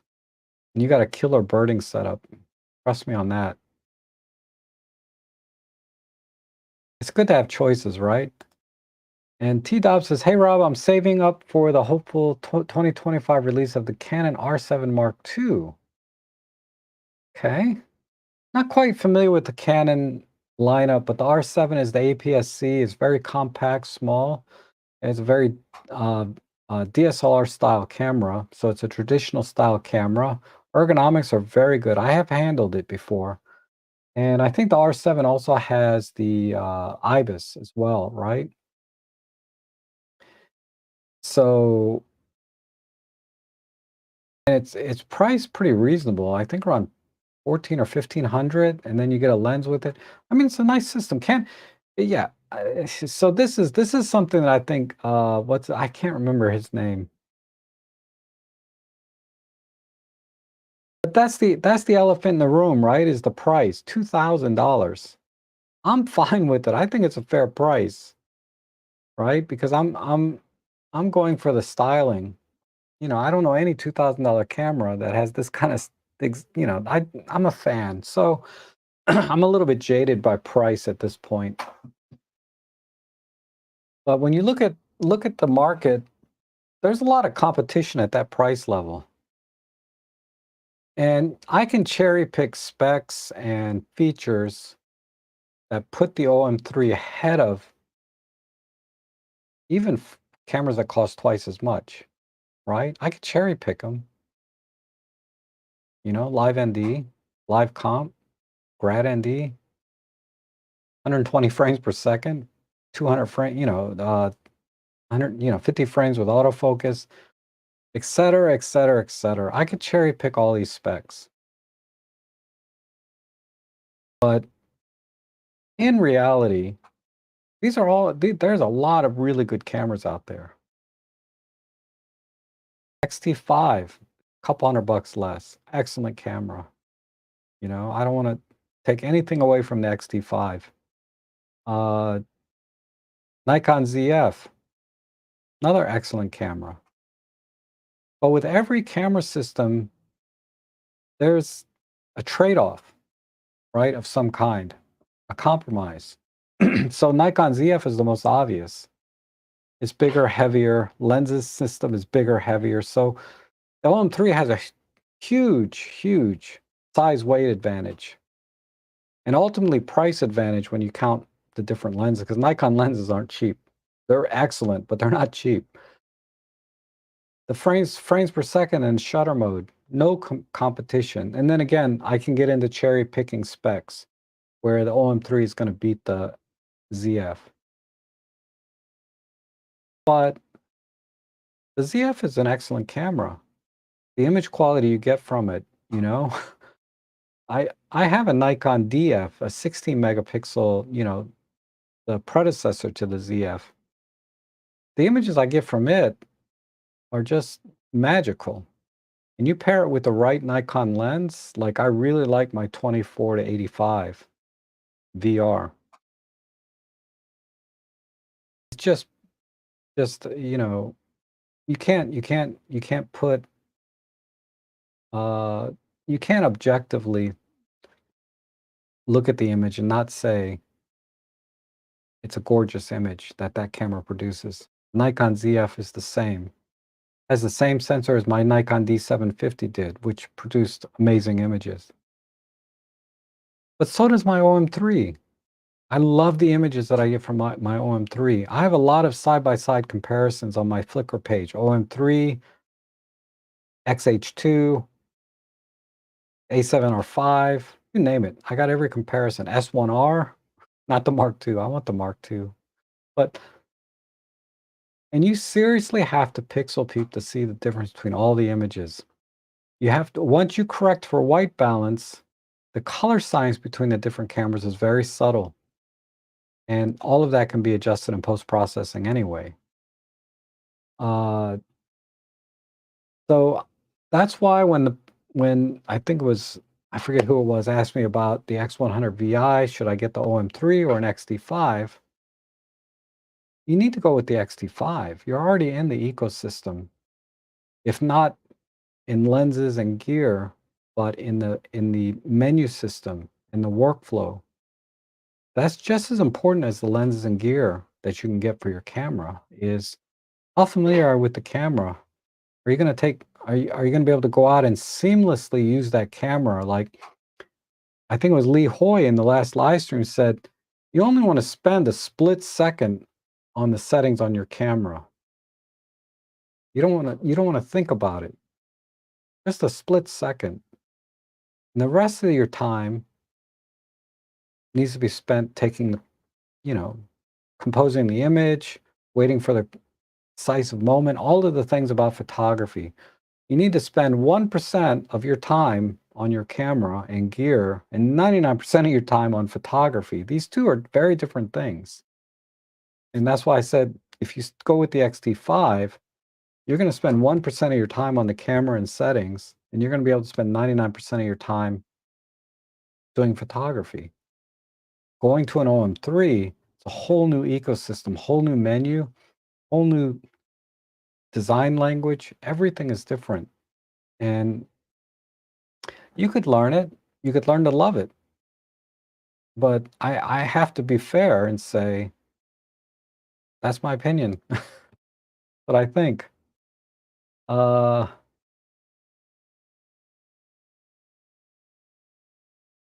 Didn't HDR make AEB defunct at this point? Well, this is something I've been complaining about forever. Why is the HDR and AEB button function separate? There should be HDR1, HDR2, but the HDR bracketing stuff, that needs to get out of there and go into the... Don't get me started. That's the only thing like I said, OM systems, Olympus prior to that, they have a design language. I'm not talking about just the physical design of the camera, but the menu system and the way they think about photography. They design things to a fault sometimes. They're sticking to whatever reason they do it that way. They're sticking to it. I've been complaining about it for 10 years. Okay, since I got into Micro Four Thirds, or however long yeah, it's been almost 10 years. It's been 9. It ain't happening. If it hasn't happened in the last 9 years, it ain't gonna happen in the next 9. Okay. Let's see.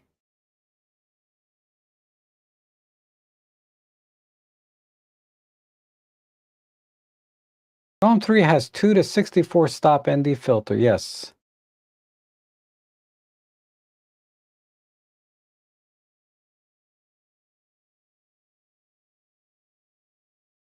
Not a fan of articulating, I get that.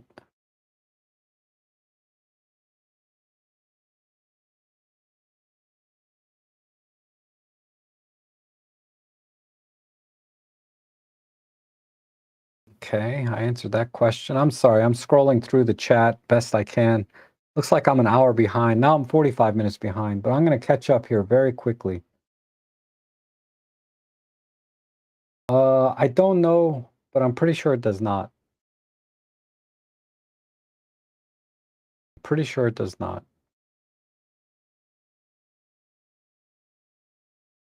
EPL and uh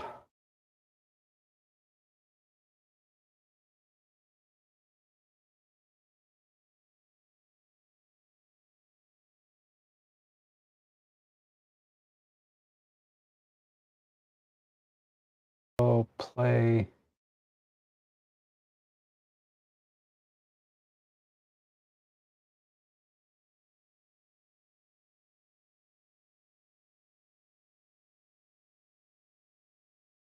$134.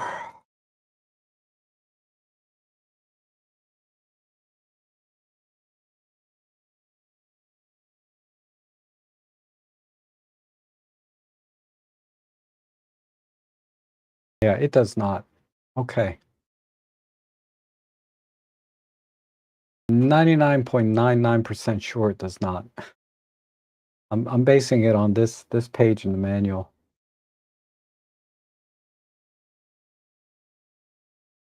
Do not connect the camera to other HDMI devices. Doing so may damage the camera. HDMI output is not performed while connected to USB. When 4K selected video output mode is 1080. So yeah, it doesn't have it. Okay. Because normally it'd be right there, not right there, but there would be something in the menu, typically.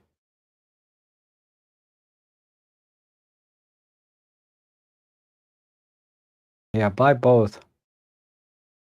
And the Mark Wolf says, Uncle Rob, are you knowledgeable about action cameras? Planning to get one to mount and use when I ride my bicycle to commute. Insta360s are expensive, but might consider if you think they are worth it. Yeah, the flow state stabilization of the Insta360 is pretty amazing. I have a couple of Insta360s. I have their 360 camera, and I also have the little GoPro style camera. And yeah, that said, I haven't tried other camera systems, so they might be just as good. But I know the Insta360s are really good.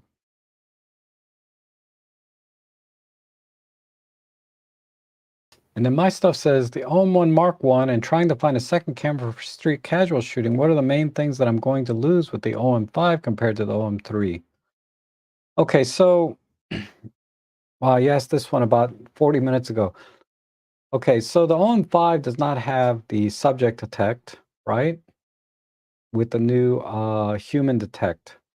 It has face detect, but the new human detect working pretty well. I didn't think the face detect was that bad in OM-5 or like my OM-1, but supposedly the human detect is better on the OM-3.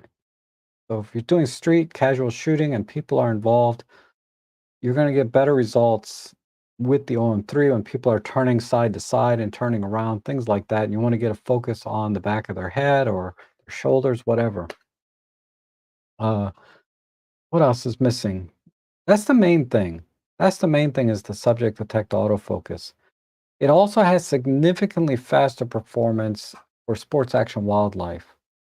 Uh, pro capture, the whatchamacallit, 50 frames per second, all of this stuff.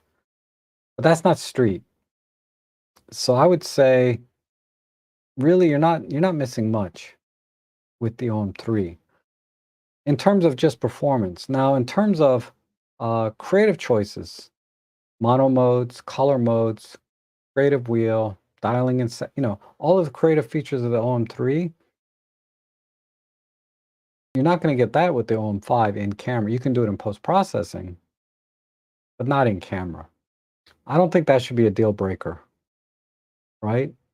I don't think you should get the OM-3 just for the creative dial, unless you're into that kind of stuff.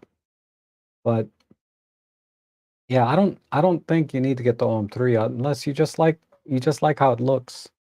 It's going to inspire you to go out more and use the camera more.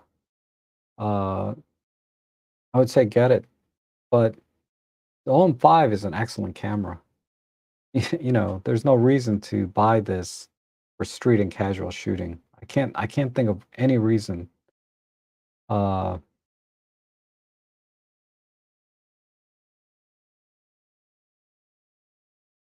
yeah, I can't think of any reason to get this over the OM-5.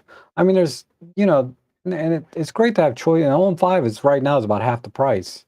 You can get two OM-5s for the price of this, and it's also an excellent camera. I wish David Thorpe was still around. He'd be able to articulate that phrase. He'd said it in one of his Pen F videos about how you you appreciate the quality long after you've forgotten the price, something like that, right? This is like just having an all metal build. If you like the feel of the camera in your hand and having that cold metal in your hand, right?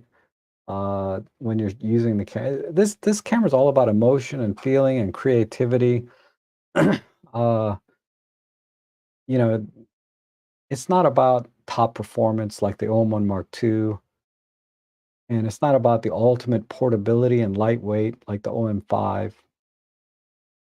It's about, you know, pulling at your heartstrings and being creative and being inspired.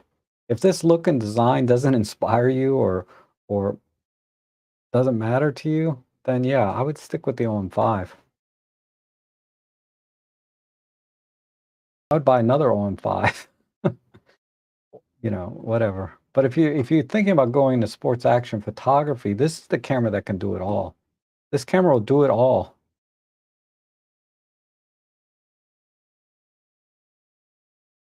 And Gary says, I think OM should recognize all the work you've done promoting their MFT equipment and send you a personalized OM-3 Elite Tech. That's funny. Uh, you know, all I want OM Systems to do is to continue making great cameras. That's all. And if I can do anything to help do that and promote how great their cameras are, I'm happy to do it. So, yeah, everybody wants a free camera, right? I want a Hasselblad Explorer like Thomas Heaton got and what's his name? The other guy, James Popsis. They sent them frickin' Hasselblads. I would never buy a frickin' $10,000 Hasselblad. Never. Even if if I had the money, I don't want to say that. When you have the money, okay, this is one of the epiphanies I had back when I used to make a lot more money. When you have money, things start making sense, you know? Like, yeah, I need a Hasselblad, $10,000, doesn't matter. I need one. I need a Rolex, you know? I got meetings, I don't want to be late. I need to make sure my watch is accurate, and Rolex is should be pretty accurate. They're expensive enough, right? I know an attorney that bought a frickin' Ferrari. He was trying to decide between a Ferrari and a Lamborghini. And it wasn't me, my friend. My friend told me this because he worked for this attorney. But he told the attorney, why do you want to get, well, I mean, why are you having a hard time deciding, right? Why do you want a Ferrari or a Lamborghini? Just pick one. And he says, well, when people walk past my car coming into the office, which one do you think would be more impressive? Because I want them to know that I'm a very successful attorney. And I don't know if a Ferrari, illustrates that, or does the Lamborghini illustrate that better? And if it were me talking to him, I'd tell him Ferrari, okay? But anyhow, I wanted to show you my Ellie mode here. So this is one of the new things. Okay, this is new. This is awesome. You can name your custom profiles now in the camera. So I wanted to show you mine. I wonder if I can put this on the screen.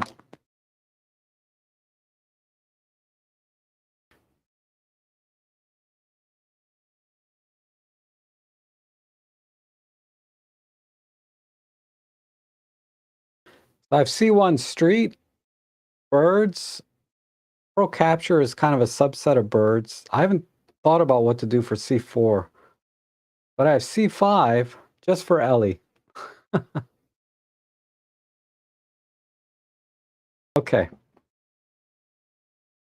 So that's my Ellie setting.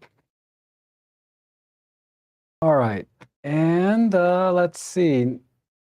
My chat jumped way up again.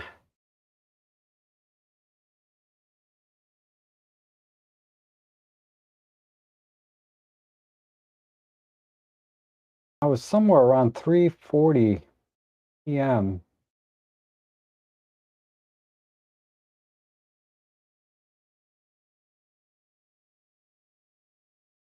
And oh, hey, David, how are you? I just realized David Crooks is in here. Good friend of mine. Norm has some feedback on the OM-5. Says one issue with the OM-5, especially high metals, holding it for long periods would make my hands hurt. What is the prolonged grip comfort? Does the width have any effect? No, it's the same. It's the same. If you hold it too long one-handed, yeah, it's going to be a problem. And Juliet says, I'm so glad I made the live chat. I don't want to bring my heavier ZF for travel, but want to add birding while travel. Should I just stick with the M1 Mark II and buy a long lens instead? Okay,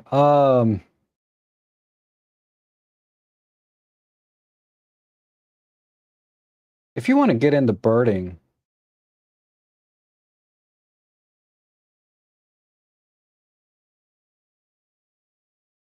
I would buy a long lens. Long story short, buy a long lens instead. If you're on a budget, the 75 to 300, the 100 to 400 is on sale right now for $900. That's an excellent lens. Or you can go all in like me, 300 f4.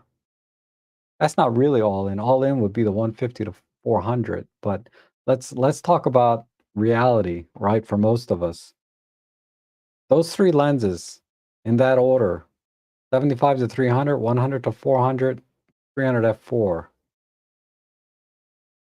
I would argue get the 75 to 300 no matter what, and then add on one of the other two lenses. My combination is 75 to 300 and 300 f4. But you could do 75 to 300 and 100 to 400. Either way, I say get to 75 to 300 no matter what. And then as your budget allows, get the next most expensive lens you can afford in that range. Because the gap between the 75 to 300 and the 100 to 400 is like this. Not that much difference. There's a new 100 to 400 Mark II. The removable collar, the improved image stabilization, the dual sync, I don't think is really, you have to know you want it. You know how it is? Like if you have to ask like, how expensive something is, you can't afford it. If you have to ask, do I need dual sync image stabilization and do I need that removable collar, then you probably don't need it. Okay? And I would argue you don't really need it. I would argue for birds in flight, the dual sync image stabilization is moot. It's irrelevant because you're shooting at 1/2000th, 1/4000th of a second. You almost don't even need image stabilization at all. If you're shooting bird on a stick, image stabilization, a dual sync, will make it easier to compose the shot and get the bird in the frame because the image is not jumping around as much. But ultimately, it's not that big a deal. So my advice to everyone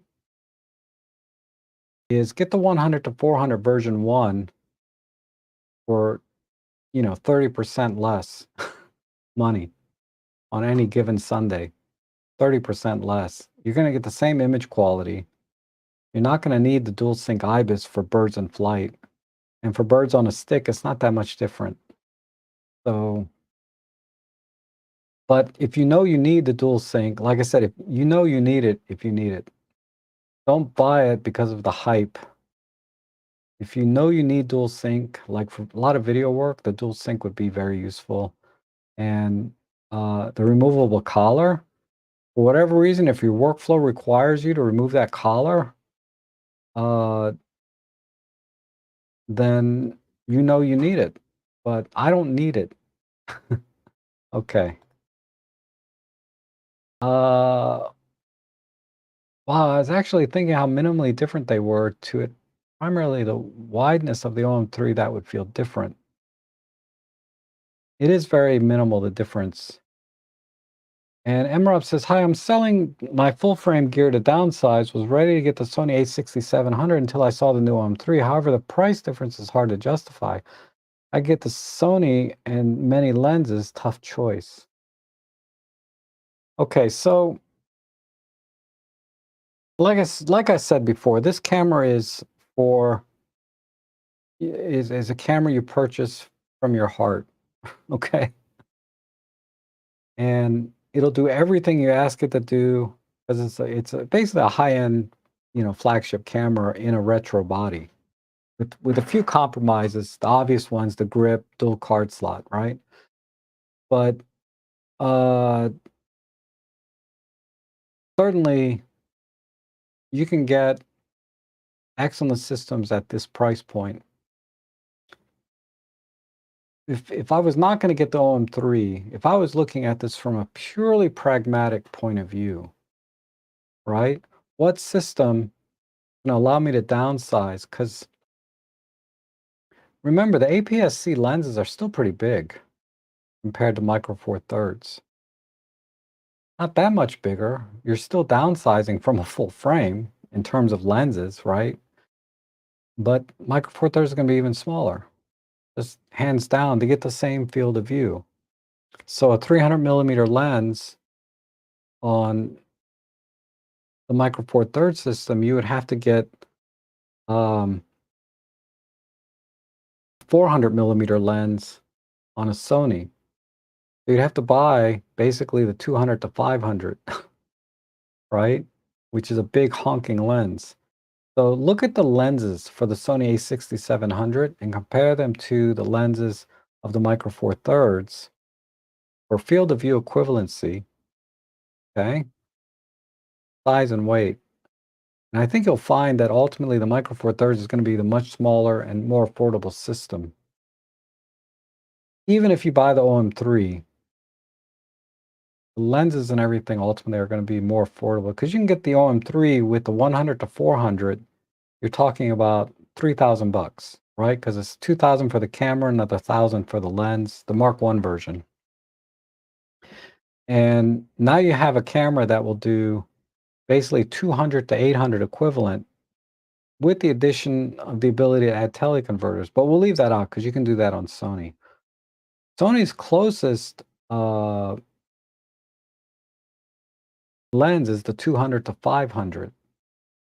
And that is a much bigger, heavier lens than the 100 to 400 is. So that's the only argument I can make, right? Also, I think the OM-3 is much faster in terms of frames per second. You can do 50 frames per second. Well, maybe with the 100, 400, you can do 25 frames per second, okay, with continuous autofocus and bird detect. I don't know what the A6700 does in terms of frames per second, but it's 25 with autofocus on the OM-3. A6700, I don't know what the limit is, but I doubt it's 25. Again, I can start cherry picking specs, right? But let's not do that. Let's just talk about overall. I think this will be the smaller, more affordable system in the end. But just like, because this is what drives me nuts is people, when they start talking about comparing systems, they start cherry picking lenses and camera bodies and say, see, this is lighter, smaller, less expensive. And they're cherry picking like something nobody would really buy probably, right? What you're really going to buy with the Sony is the 200 to 500 and an A6700. That's going to be bigger, more expensive than OM-3 with a 100 to 400. Okay, or about the same price. What is the 200 to 500 cost? Sony 200 to 500. It's on, okay, retail is 2,000. It's not on sale. I've never seen it on sale, to be honest. But let's say you can get it for 1,500 on sale. So you're talking 1,500 plus another 1,500 for the 60. So you're talking $3,000. So it's about the same price, but then this lens is much bigger and heavier, right? I'm just looking at this. This lens is humongous. So what does this lens weigh? 2,000. It's 2 kilos with a 95 millimeter filter thread, and the let's say 100 to 400. Okay, this is on sale for 1,000. So it's hard to compare prices when one is on sale and the other isn't. But this is half the weight, right? This is only 1,100 grams or 1.1 kilos, 72 millimeter filter thread. So it's narrower and almost half the weight and currently half the price. Uh, so that's how I look at it. I could be looking at it wrong, but that's how I look at it. And just wait a few months. It'll be cheaper. Could be. I hope so. Trust me. If this camera goes on sale for $500 less in a few months, I will not be upset in the slightest. Or maybe a slight bit. But really, it won't bother me too much because I've got to enjoy the camera for the first few months before without having to wait. But I'm in a position I can do that. I have a credit card that I can get 0% on, you know. But, I'm just so excited about the camera and to have it, and there's nothing that can replace that feeling for me. Something like the Panasonic S1R Mark II. I can wait. I love that camera. I love everything about it. except that it doesn't have a top plate LCD anymore. But I can wait for that to go down in price. As nice as that camera and as much as I want that camera, I'm not excited like I am with the OM-3, right? Because that's going to be sort of a FOMO camera, fear of missing out. You know, the 44 megapixels, the 8K, the everything that camera has to offer, right? That's going to be a FOMO, like. But I really liked my S1 Mark I when I had it, so that's why I'm not hesitating to think about the S1R Mark II. Now I can't remember why. Wait a few months. Oh, yeah, wait a few months, it'll be cheaper. So if I buy the S1R Mark II right now, and then in 6 months, like Black Friday, it goes down like $500 less, yeah, I'm gonna be a little upset. But this camera, I won't be upset. I'm fine with the price as it is because of the joy that it's gonna bring me immediately when I start using the camera. It's been tempered a little bit because they gave me this loaner. But still, I'm gonna be so excited to have my own copy of this and start using it. Okay. See, Brian James is here. Hi, Rob. Oh, on my OM-1N, I had no grip either. Some of all the metal lenses in those days were heavy and long. The lack of grip didn't hinder me, so it shouldn't now. Yeah, that's what I mean. I mean, the old film cameras, you had to hold it two-handed because you had to focus the frickin' camera, right? And that ergonomics, you don't have to focus the camera anymore, but the ergonomics are the same as the old film cameras, right? So,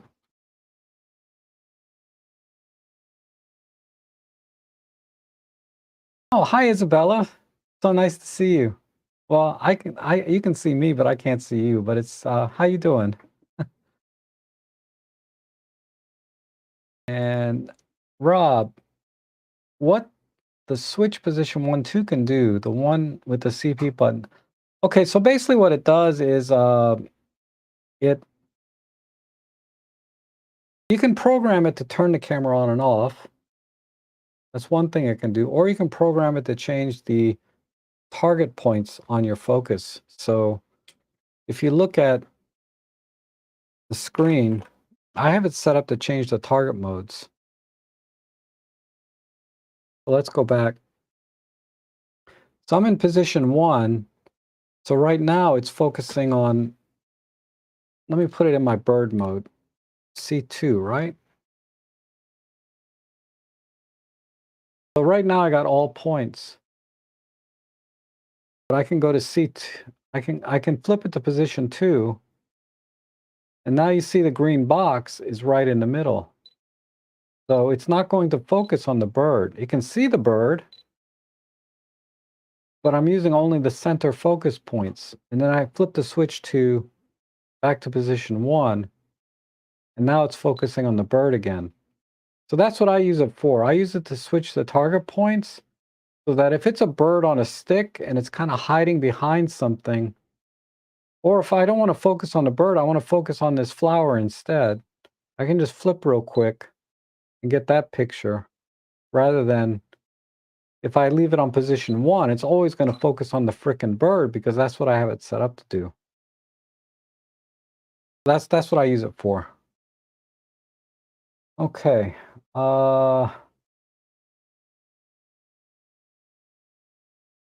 Marcia's here. And Rick says, I noticed when you were demonstrating the CP button cycling through the ND values, you see the exposure values change. It does on OM1,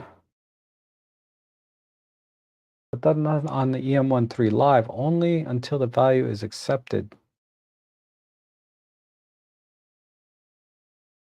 I'm not sure I understand the question. When I was cycling through the ND values, did you see the exposure values change? Oh, I don't know. Let me see. Let me go back to shutter priority. Take your chat. I need to take your question off the screen. And so ND2, so right now it says 160 at that 5.6. Yeah, the exposure values are changing. 1/8, 5.6. Okay. Yeah, they change. Uh, your channel provides so much helpful educational information packed in a friend. Oh, thank you. I try. And Lauren, why can't one use a camera with a single hand? The grip wrist straps I've not tried. Any wrist strap would be pretty much Rob Trek drop proof. The paracord is good and the peak design. Yep.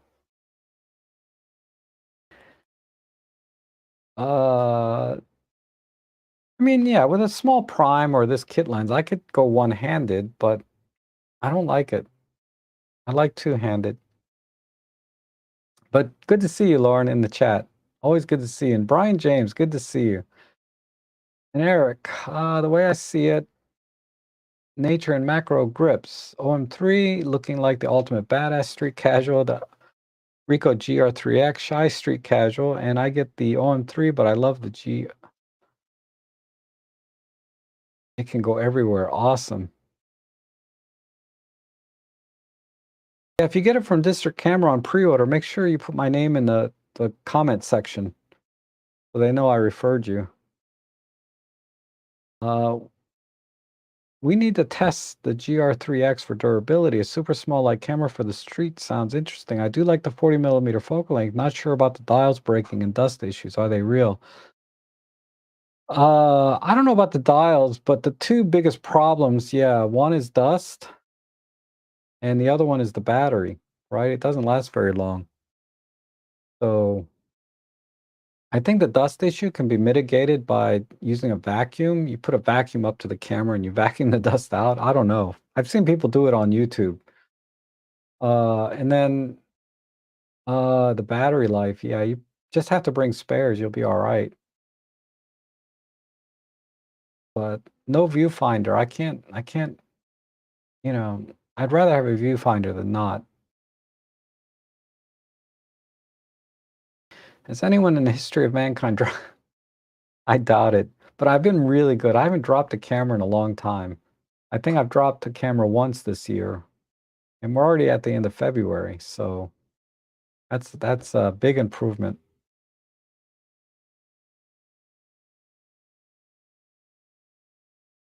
And how long will those weather seals last? E.g., the OM-3 might drop the OM-5 secondhand prices.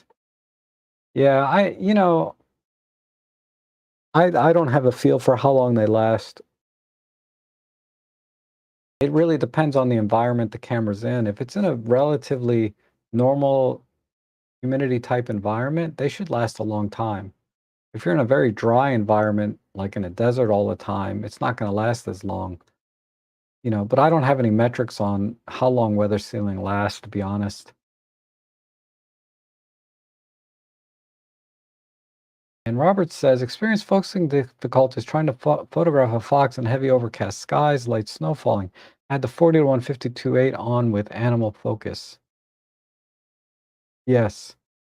So that's basically a low contrast, low light situation and you have the OM1, right, Robert? So that's what Robin was really complaining about. I'm at events where the contrast is pretty high. People are wearing sparkly dresses. I got a lot of speculars. If I'm focusing on their face, they have lots of makeup on. So I'm at events where the lighting is not horrible, but it's not great. And usually people are dressed to the tilt.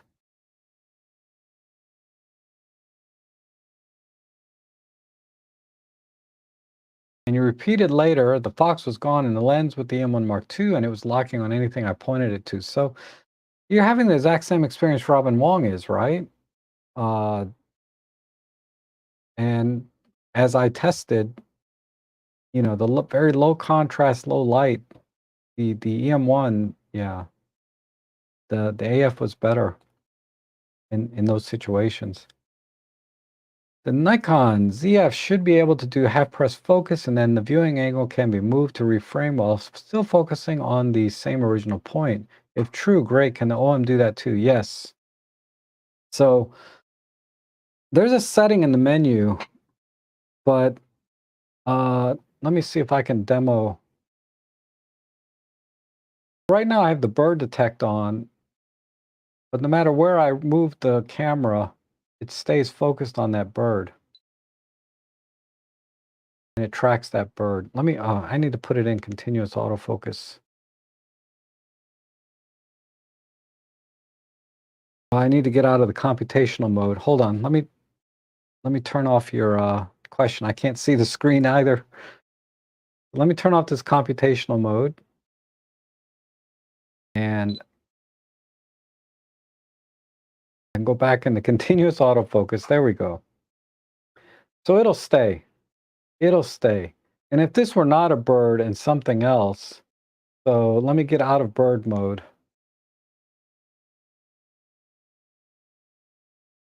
Let me just turn this off. Right? Now it's not going to focus on the bird, but let me get it. So now I kind of got it focused on the bird. But if I move the camera, it stays on that one point. It tracks wherever it started the focus at. See? As I'm moving, it tracks. So you have to move a little slow. But if I pick a smaller point, it's going to stay within that point. But if I have it set to all points like this, wherever it starts to focus, it should stay in that general area.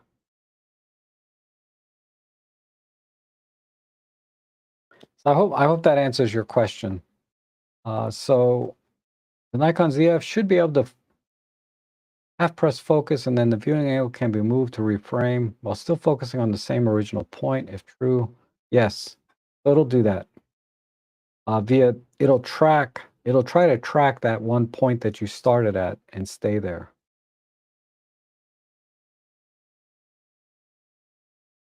You know, if you do the standard focus and recompose, we're using SAF. So I focus on a point, then recompose the camera without having to refocus. That's the old school way to do it. But if you want to do it like the modern way with continuous autofocus, because when you're recomposing the shot, the focal plane changes just slightly sometimes not so, sometimes more. But yeah, it'll do it. I haven't tried it on a Nikon ZF, but I have seen demos of it, and it's pretty much the same thing. And the Gray Van Zena says, I lost so many good pics with my Fuji system. It sits in a bag in the... Oh, really? Sorry to hear that. And hi. I used the Olympus ECG4 grip on my Pen F, and although it did give an improved grip, it made the camera bulkier and made removing the SD card more difficult. I use a leather half case now. Yeah, me too. And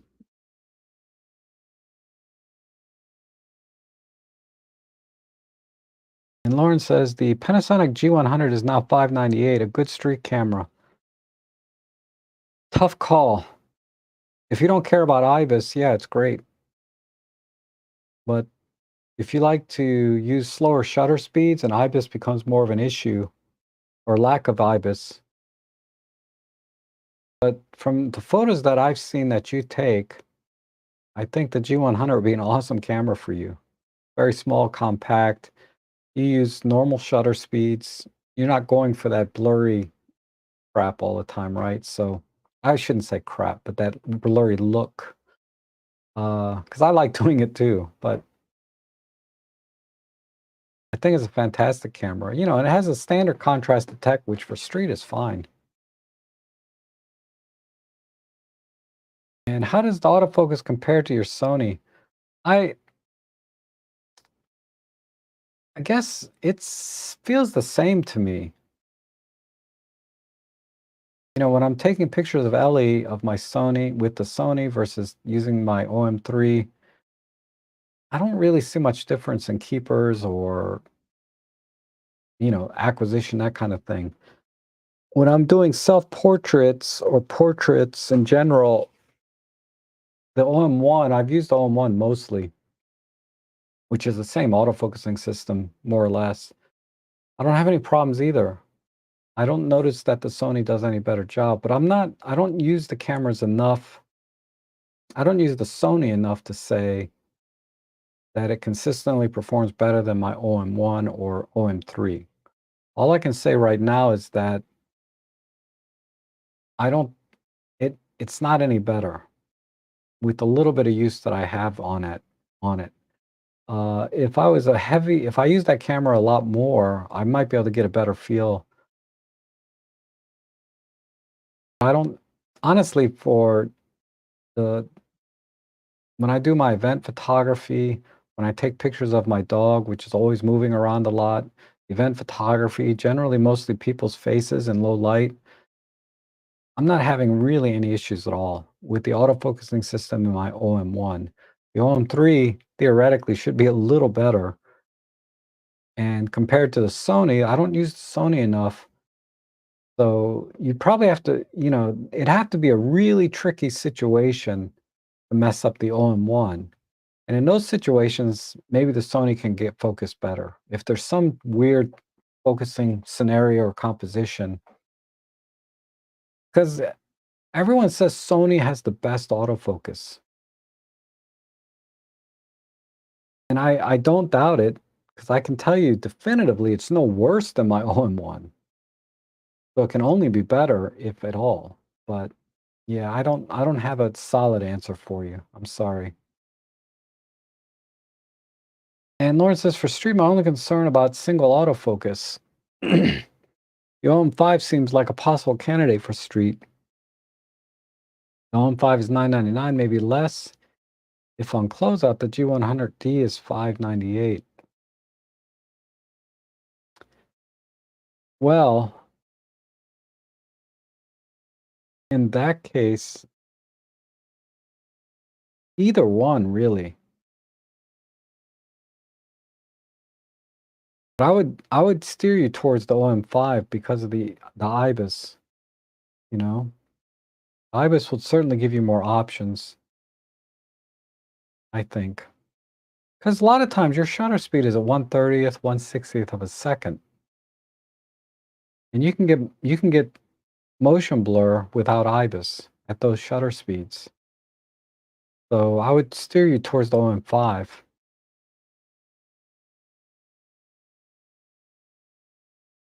And the G100 is yeah, it's an underrated camera in general.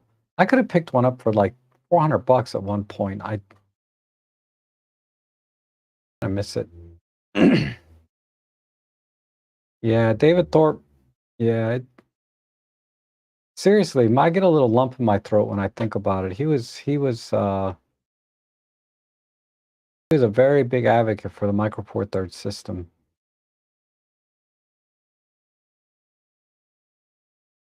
Can you use the grad ND and the ND filter at the same time? No, you cannot. You have to pick one.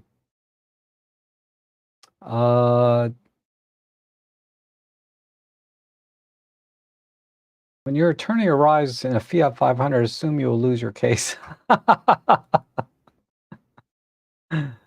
Yeah, I miss David Thorpe too. He was a legend. Hi Rob, I'm late again. I was talking to OM System about Pro Service Elite program. I wanted my Pen F and OM1 in this for service and trade my OM1. And guess what? I'm not sure there's more to that statement, but I'm not familiar with the Pro Service Elite program. Can you place a little super glue on the limb of the tree, then use a close-up lens? I don't know what you're talking about, Lauren. New Sigma 300 to 600 f4 is interesting lens. Maybe they will also offer to OM Digital in Micro Four Thirds mount. Wow. You just blew my mind. Never occurred to me they would do that, but wouldn't that be insane? But you'll probably end up paying $10,000 for it once they convert it to micro four thirds. It won't be, because right now it's 6,000, right? It'll be 10,000. They can keep the same price. That would blow my mind. But you saw what happened with the 150 to 600. You can buy that lens all day long for $1,500 or less. You want it for micro four thirds, retails $2,800. You can usually find them for $2,000 sometimes, but yeah. And the OM-3 for 2K actually makes sense when the Epson RD1 still costs more than that. Yeah. You can't compare vintage cameras. I wouldn't mind an RD1. I wouldn't want to spend $2,000 for it. But an RD1 would be cool to have.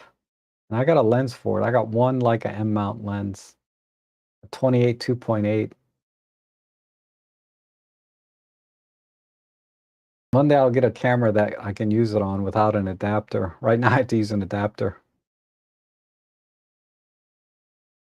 The birdie people I've seen use Canon cameras with bazookas placed on a tripod, no worries about weight at all. Yes.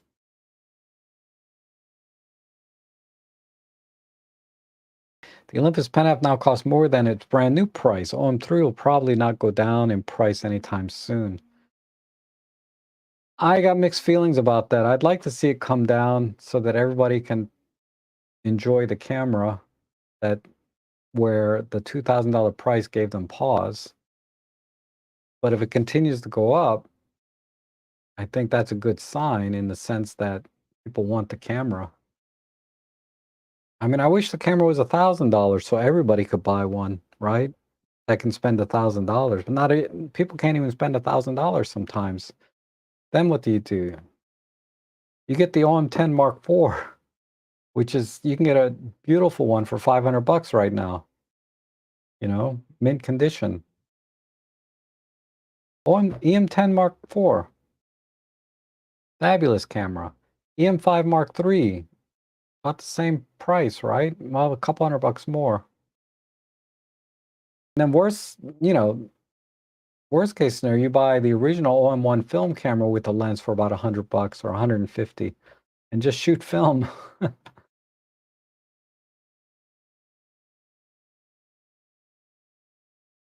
Let's see.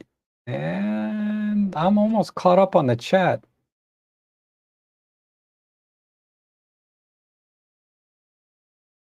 Oh yeah, better than getting an old used camera. Yep, I agree.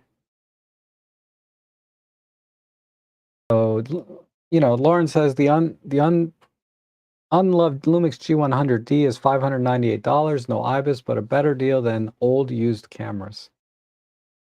Yeah, I mean, when you get down to the $500-$600 range, you're in a very sweet spot, right? Between choosing like the G100D versus, say, a used camera in that price range. Because what's in that price range? Nothing certainly in that size. You'd have to pay that much for like a GM5. Oh, excuse me. My coffee just wore out. I haven't had a coffee since lunchtime. Sweden Ove says, well, the Pro Service program no longer do cleanup, sensor tests, and all the things anymore to Pen F. Only OM-5 EM1 Mark II and Mark III plus the OM-1s. And that for 2 bodies and 6 lenses for 100. Oh, okay. Interesting. Why would they do a Pen F? It's the same thing, I would think. Juliet says, I went through 3 recos. The dust is real. No EVF and battery issues made me leave after 10 years of use. Oh, okay. So there's some feedback, Lauren. Yeah, I need some soup. That's true. Wow, I am all caught up on the chat.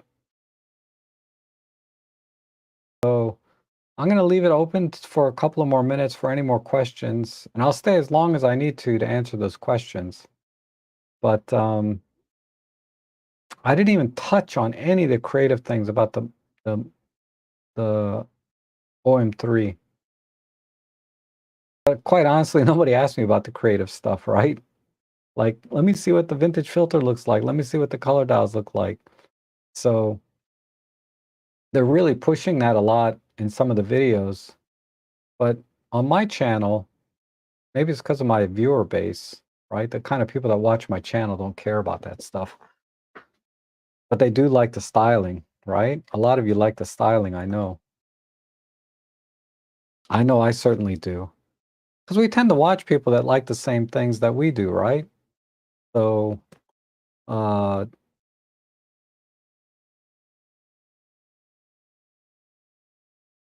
telling you, 14 to 42 easy kit lens with the OM-3.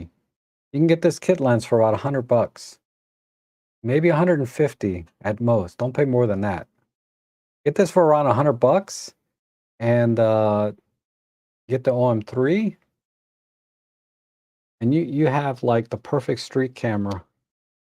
Once you turn that off, it collapses down. It'll fit in the coat pocket. I don't know why that's a thing. I want to put this in my coat pocket.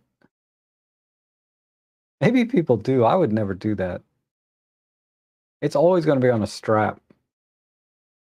But yeah, you can put it in your coat pocket, right?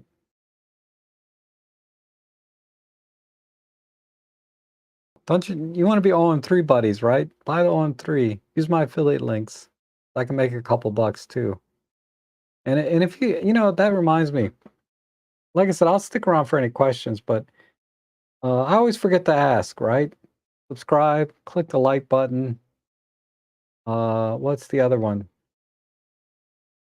Oh yeah, buy me a coffee, become a member, use my affiliate links, everything.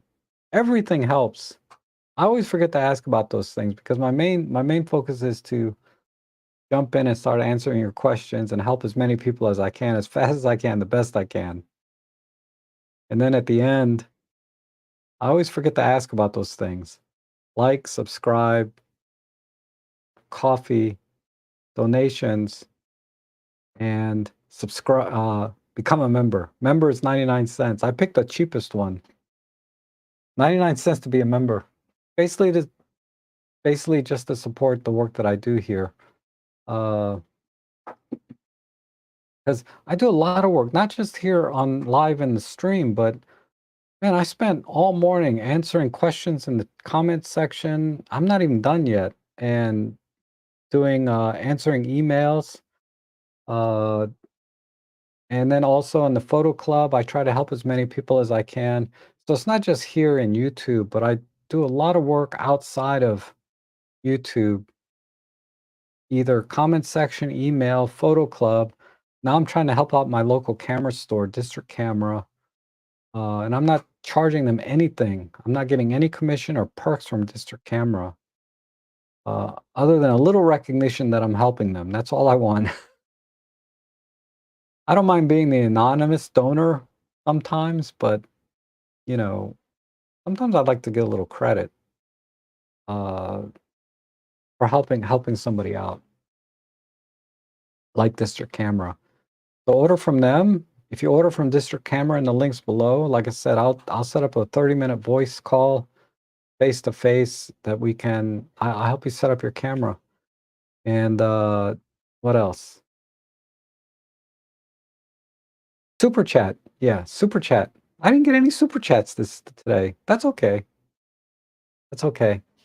But yeah, all those good things. So let me see. Looks like some questions might be coming in.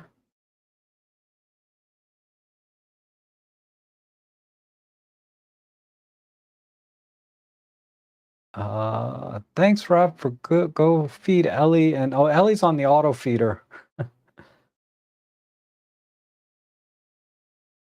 And the digital crank shutter. Oh, that's cool.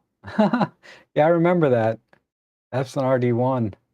Rob, are there OM3 menus touch sensitive? No. So let me just double check though. Okay. So I'm going to go now. The super control panel is touch sensitive, right?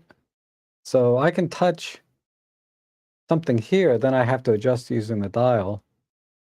But the menu is not. It's not doing nothing, nowhere, nobody. See? Yeah. So it's just the super control panel and the focus points, but not that. Uh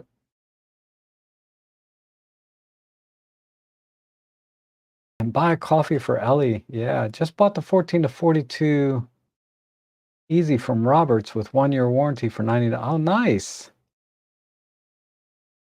Did you get a used one for like $100? Oh, wait. You just said you paid $90. That's awesome. That's awesome. And it's such a good lens. What you want to do next is get a lens hood for it, though. Oh, I left it out there. I took the lens hood off. Because people are like, take the lens hood off. We want to see what it looks like without your cheap, stupid lens hood on there. But I have a rubberized lens hood that collapses on and off on this. It's really nice. So I'll show it to you in the next. Let me go get it. I'll just show it to you now.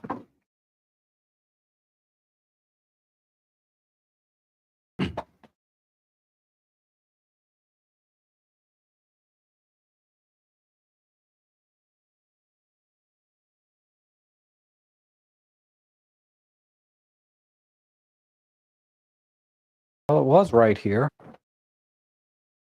Oh, there it is. There it is.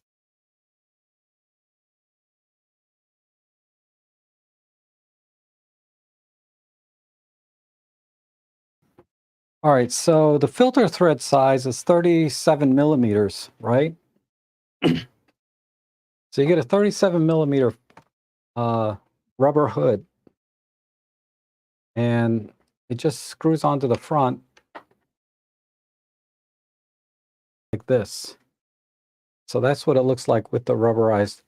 So when it's collapsed like this, this is good for 14 millimeter wide angle. If you extend it, now you got a little bit of a, see? But it protects the front element, right? But if you're doing like 25 to 42 millimeters, you extend this out and it gives you a little bit more shade. And it collapses very nicely. You should be able to find this on Amazon. But it just gives a little bit more shade. And it looks fine. It looks fine on this lens. I don't think it distracts. And there's filter threads up here on the front too. So if you want to add some filters on the front, you can do that. This is a great filter.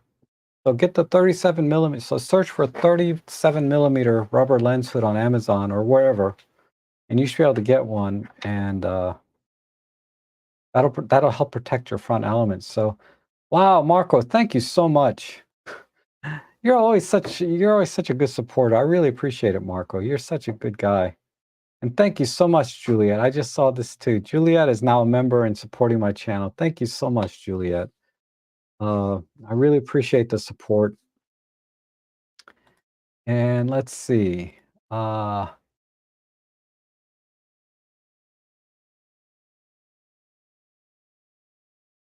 do you mean no super chats? Thank you. I'm just kidding. I really appreciate all the support though, even though I always forget to ask. 'Cause like I said, I just get right into the stream and start doing the best I can, and I forget about myself. Are you going to make any recipes for the creator? I can. I have several already. I just never use them. But I'll have to look them up and put them out there. So I could be a pain and say it's only for members. But I'll put it out there. Just watch my community page for some settings, okay? And I have one for Kodachrome. I got a lot of, I'm working on a new one. Let me show you one. This one,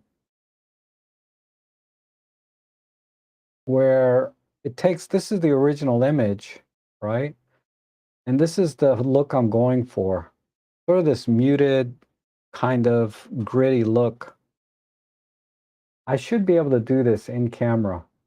I'm going to try.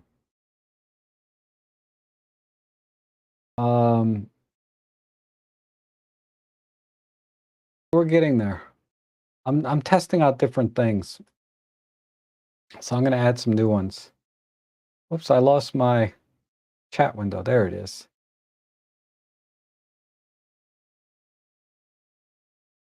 And Jason says, please, could you say if you can do multiple exposure with more than 2 shots? Okay, the answer is yes and no. All right, so let me see if if it'll work through HDMI or not. The answer is yes, 3 images, I think. Let me just double check.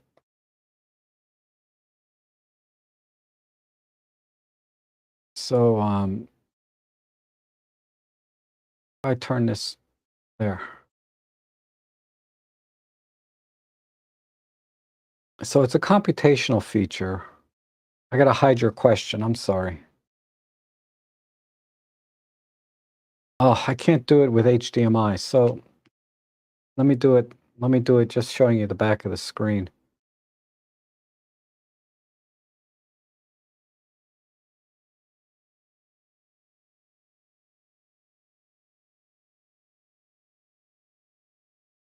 So basically, no. You can only do 2 images at a time. I can turn multiple exposure on or off, and it'll do 2 images. However, you see that third line? It says overlay. You can add 1 image. So I'm going to click on overlay. So when I click on overlay, it asks me to select another image. So I can select another image.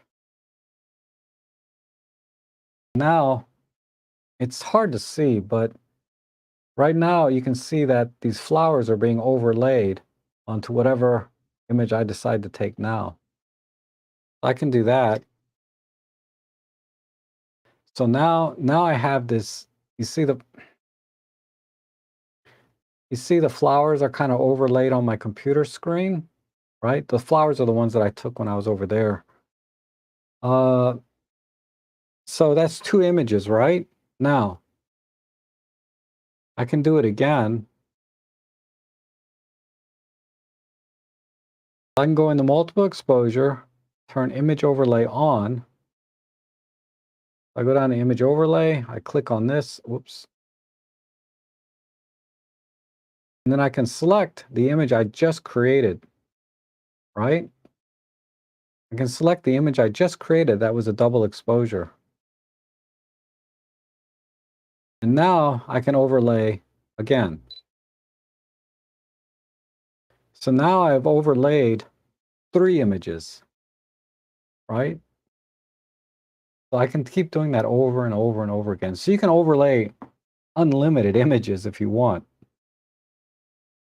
for multiple exposure, but the workflow is a little bit awkward. It's not like simply selecting, okay, I want to overlay 5 images by selecting 5 in the menu. You have to take 2 pictures, or take 1 picture, use 1 picture, take 1 picture, use 1 picture, and keep going on and on and on. But you can do it unlimited number of times as far as I can tell. Okay, good question. And oh man, you rock, Juliet. Thank you so much. You're a member and we got a super chat. Thanks, Rob, for suggesting I keep my EM1 Mark II and get a long lens. Save me tons of cash. Awesome. I try. You're the best, Rob. We appreciate. Thank you, Marco. Yes, we all want interesting recipes for creative moods from Rob and all OM-3 users. And I tested this. You can actually upload, I can share a file that you can load into your camera. I can give you a bunch of presets, maybe in one upload. I'll have to try that. but I think I can. I can fill up your 4 color profiles and 4 mono profiles. I can give you 4 at a time of each one. 4 color, 4 monos. I believe. It's not I believe. I know you can. I know I can. I could probably make them for the Pen F because the Pen F has the same creative features, but you can only do 3 color and 3 mono. But the new one does 4 and 4.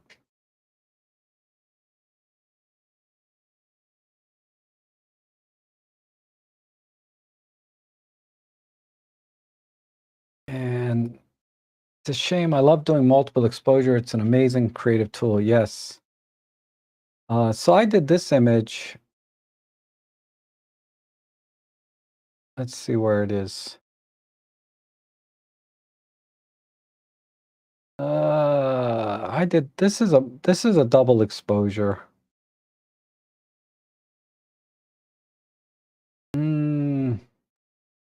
I got a lot of compliments on this one for some reason.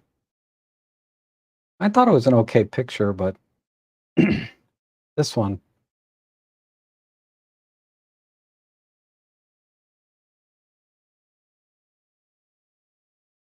Why is my screen not showing? Oh, there we go. This one. So this is a combination of 2 pictures, right? One is an ICM picture, and I overlaid that on top of this picture of these cattails. That was kind of cool, right? There's another one. Oh, I didn't print that one.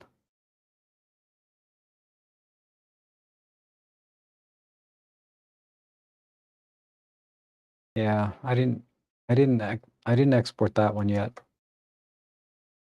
It's not here, so oops, sorry about that. Okay.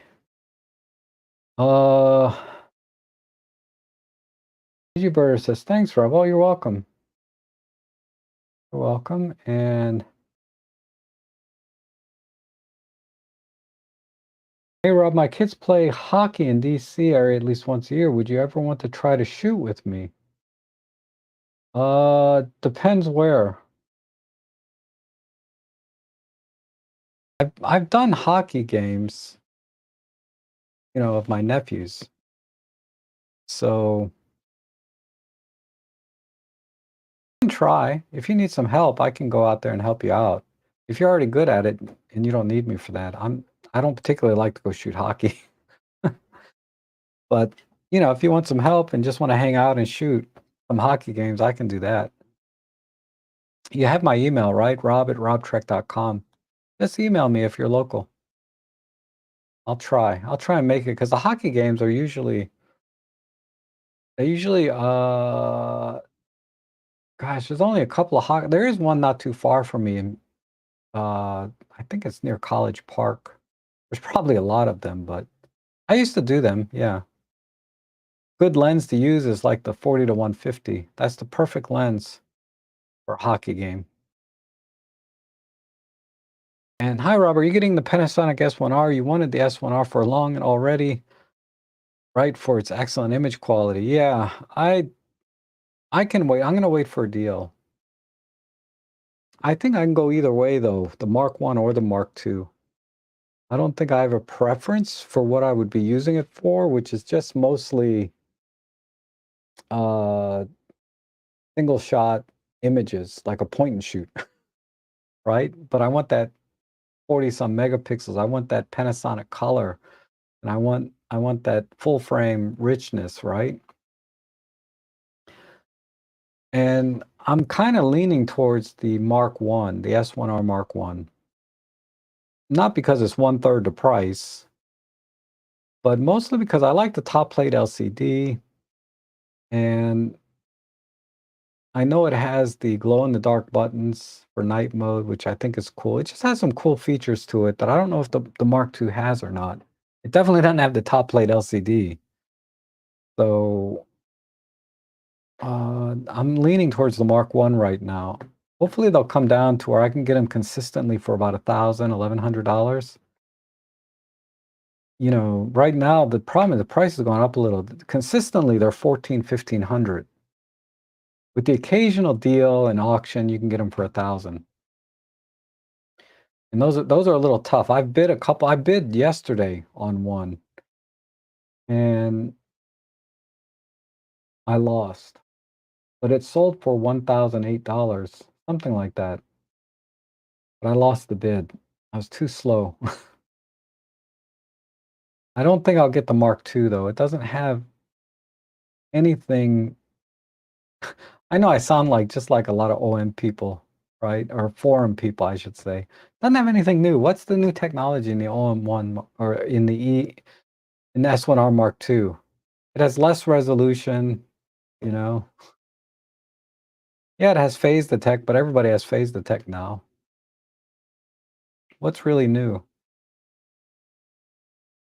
I don't know. I think it's the same sensor you find in the Nikon Z8. I wouldn't be surprised. Actually, the Z8 is a back sensor, so it's not even that. It really is a new sensor. I kind of like the Mark 1. It's bigger and bulkier. That's the only downside, right?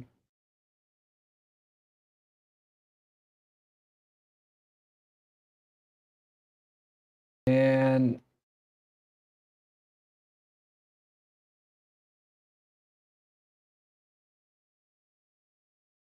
yeah, I used my gosh, the last time I did a hockey thing was several years ago. They were young.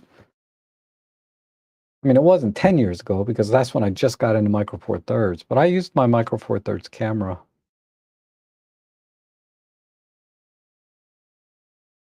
I thought the images were fine. I don't know.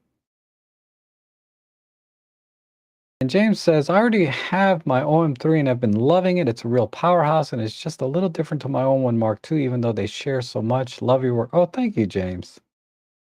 And congrats on your new OM-3. We're now OM-3 buddies.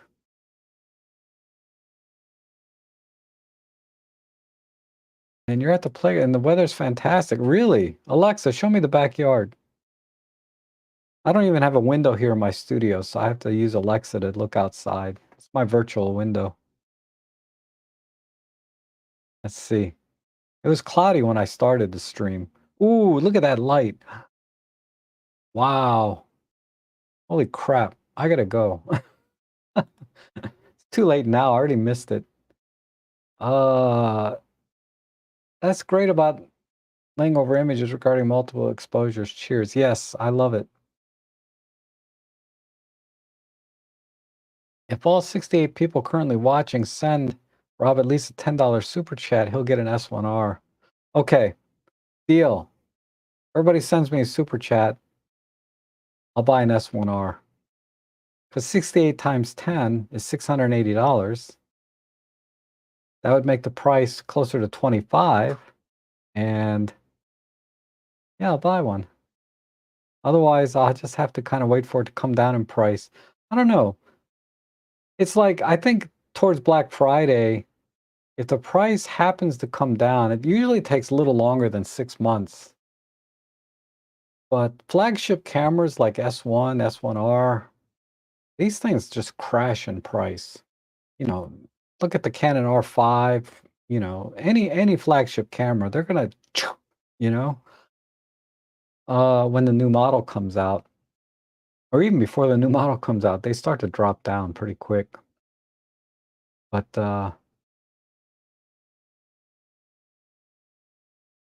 if the S1R Mark II gets down to say closer to 2,500, and not that it isn't already a bargain at 32, whatever they're asking for, but if it gets down to 2,500,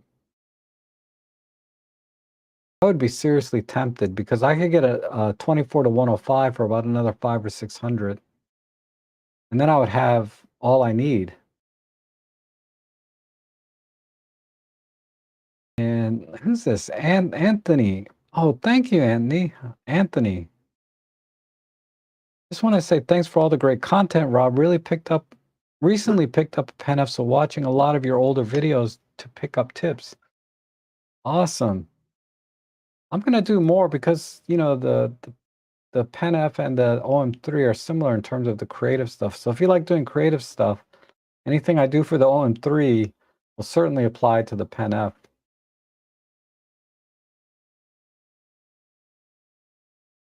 All right, 3 hours. I'm gonna call it. I'm getting hungry. I'll stay if there's more super chats, though. Now I'm just being greedy. I'm so grateful, though. Thank you so much for the super chats, the coffees, the subscriptions, the donations. I could do another live stream. Maybe the Jimmy's tomorrow, Robin's Thursday, I think. I'm gonna do a photo editing stream on Friday. I really want to do one on launch day, but I might go down to the camera store and just hang out. Uh, and see if I can help people out there. Or maybe if people don't want my help in person, you know? I don't know. It's one of those things. It's like sometimes there are some people that are so helpful, but I'm like, just get away from me. You know, they're really nice. There was one guy, he was so nice and always so helpful, but super annoying at the same time. That, you know, and I don't want to be that guy, right? Because here in the chat window, at least live stream, if I get annoying, you just close the window or go to another channel and watch something else. But if the guy is standing right there trying to help you, it's really annoying if you don't like the guy. I don't want to be that guy, like be at the camera store and people are like, who invited him? You guys are awesome. Thanks so much for being here with me today in the live stream. I wish I could have demoed more on the camera. I had this whole setup with my bird and flowers and paintings. I was going to demonstrate the live grad ND and all of that, but I'm kind of out of steam now. So uh, I'll be back as soon as I can. Thanks so much for watching. We'll see you again soon.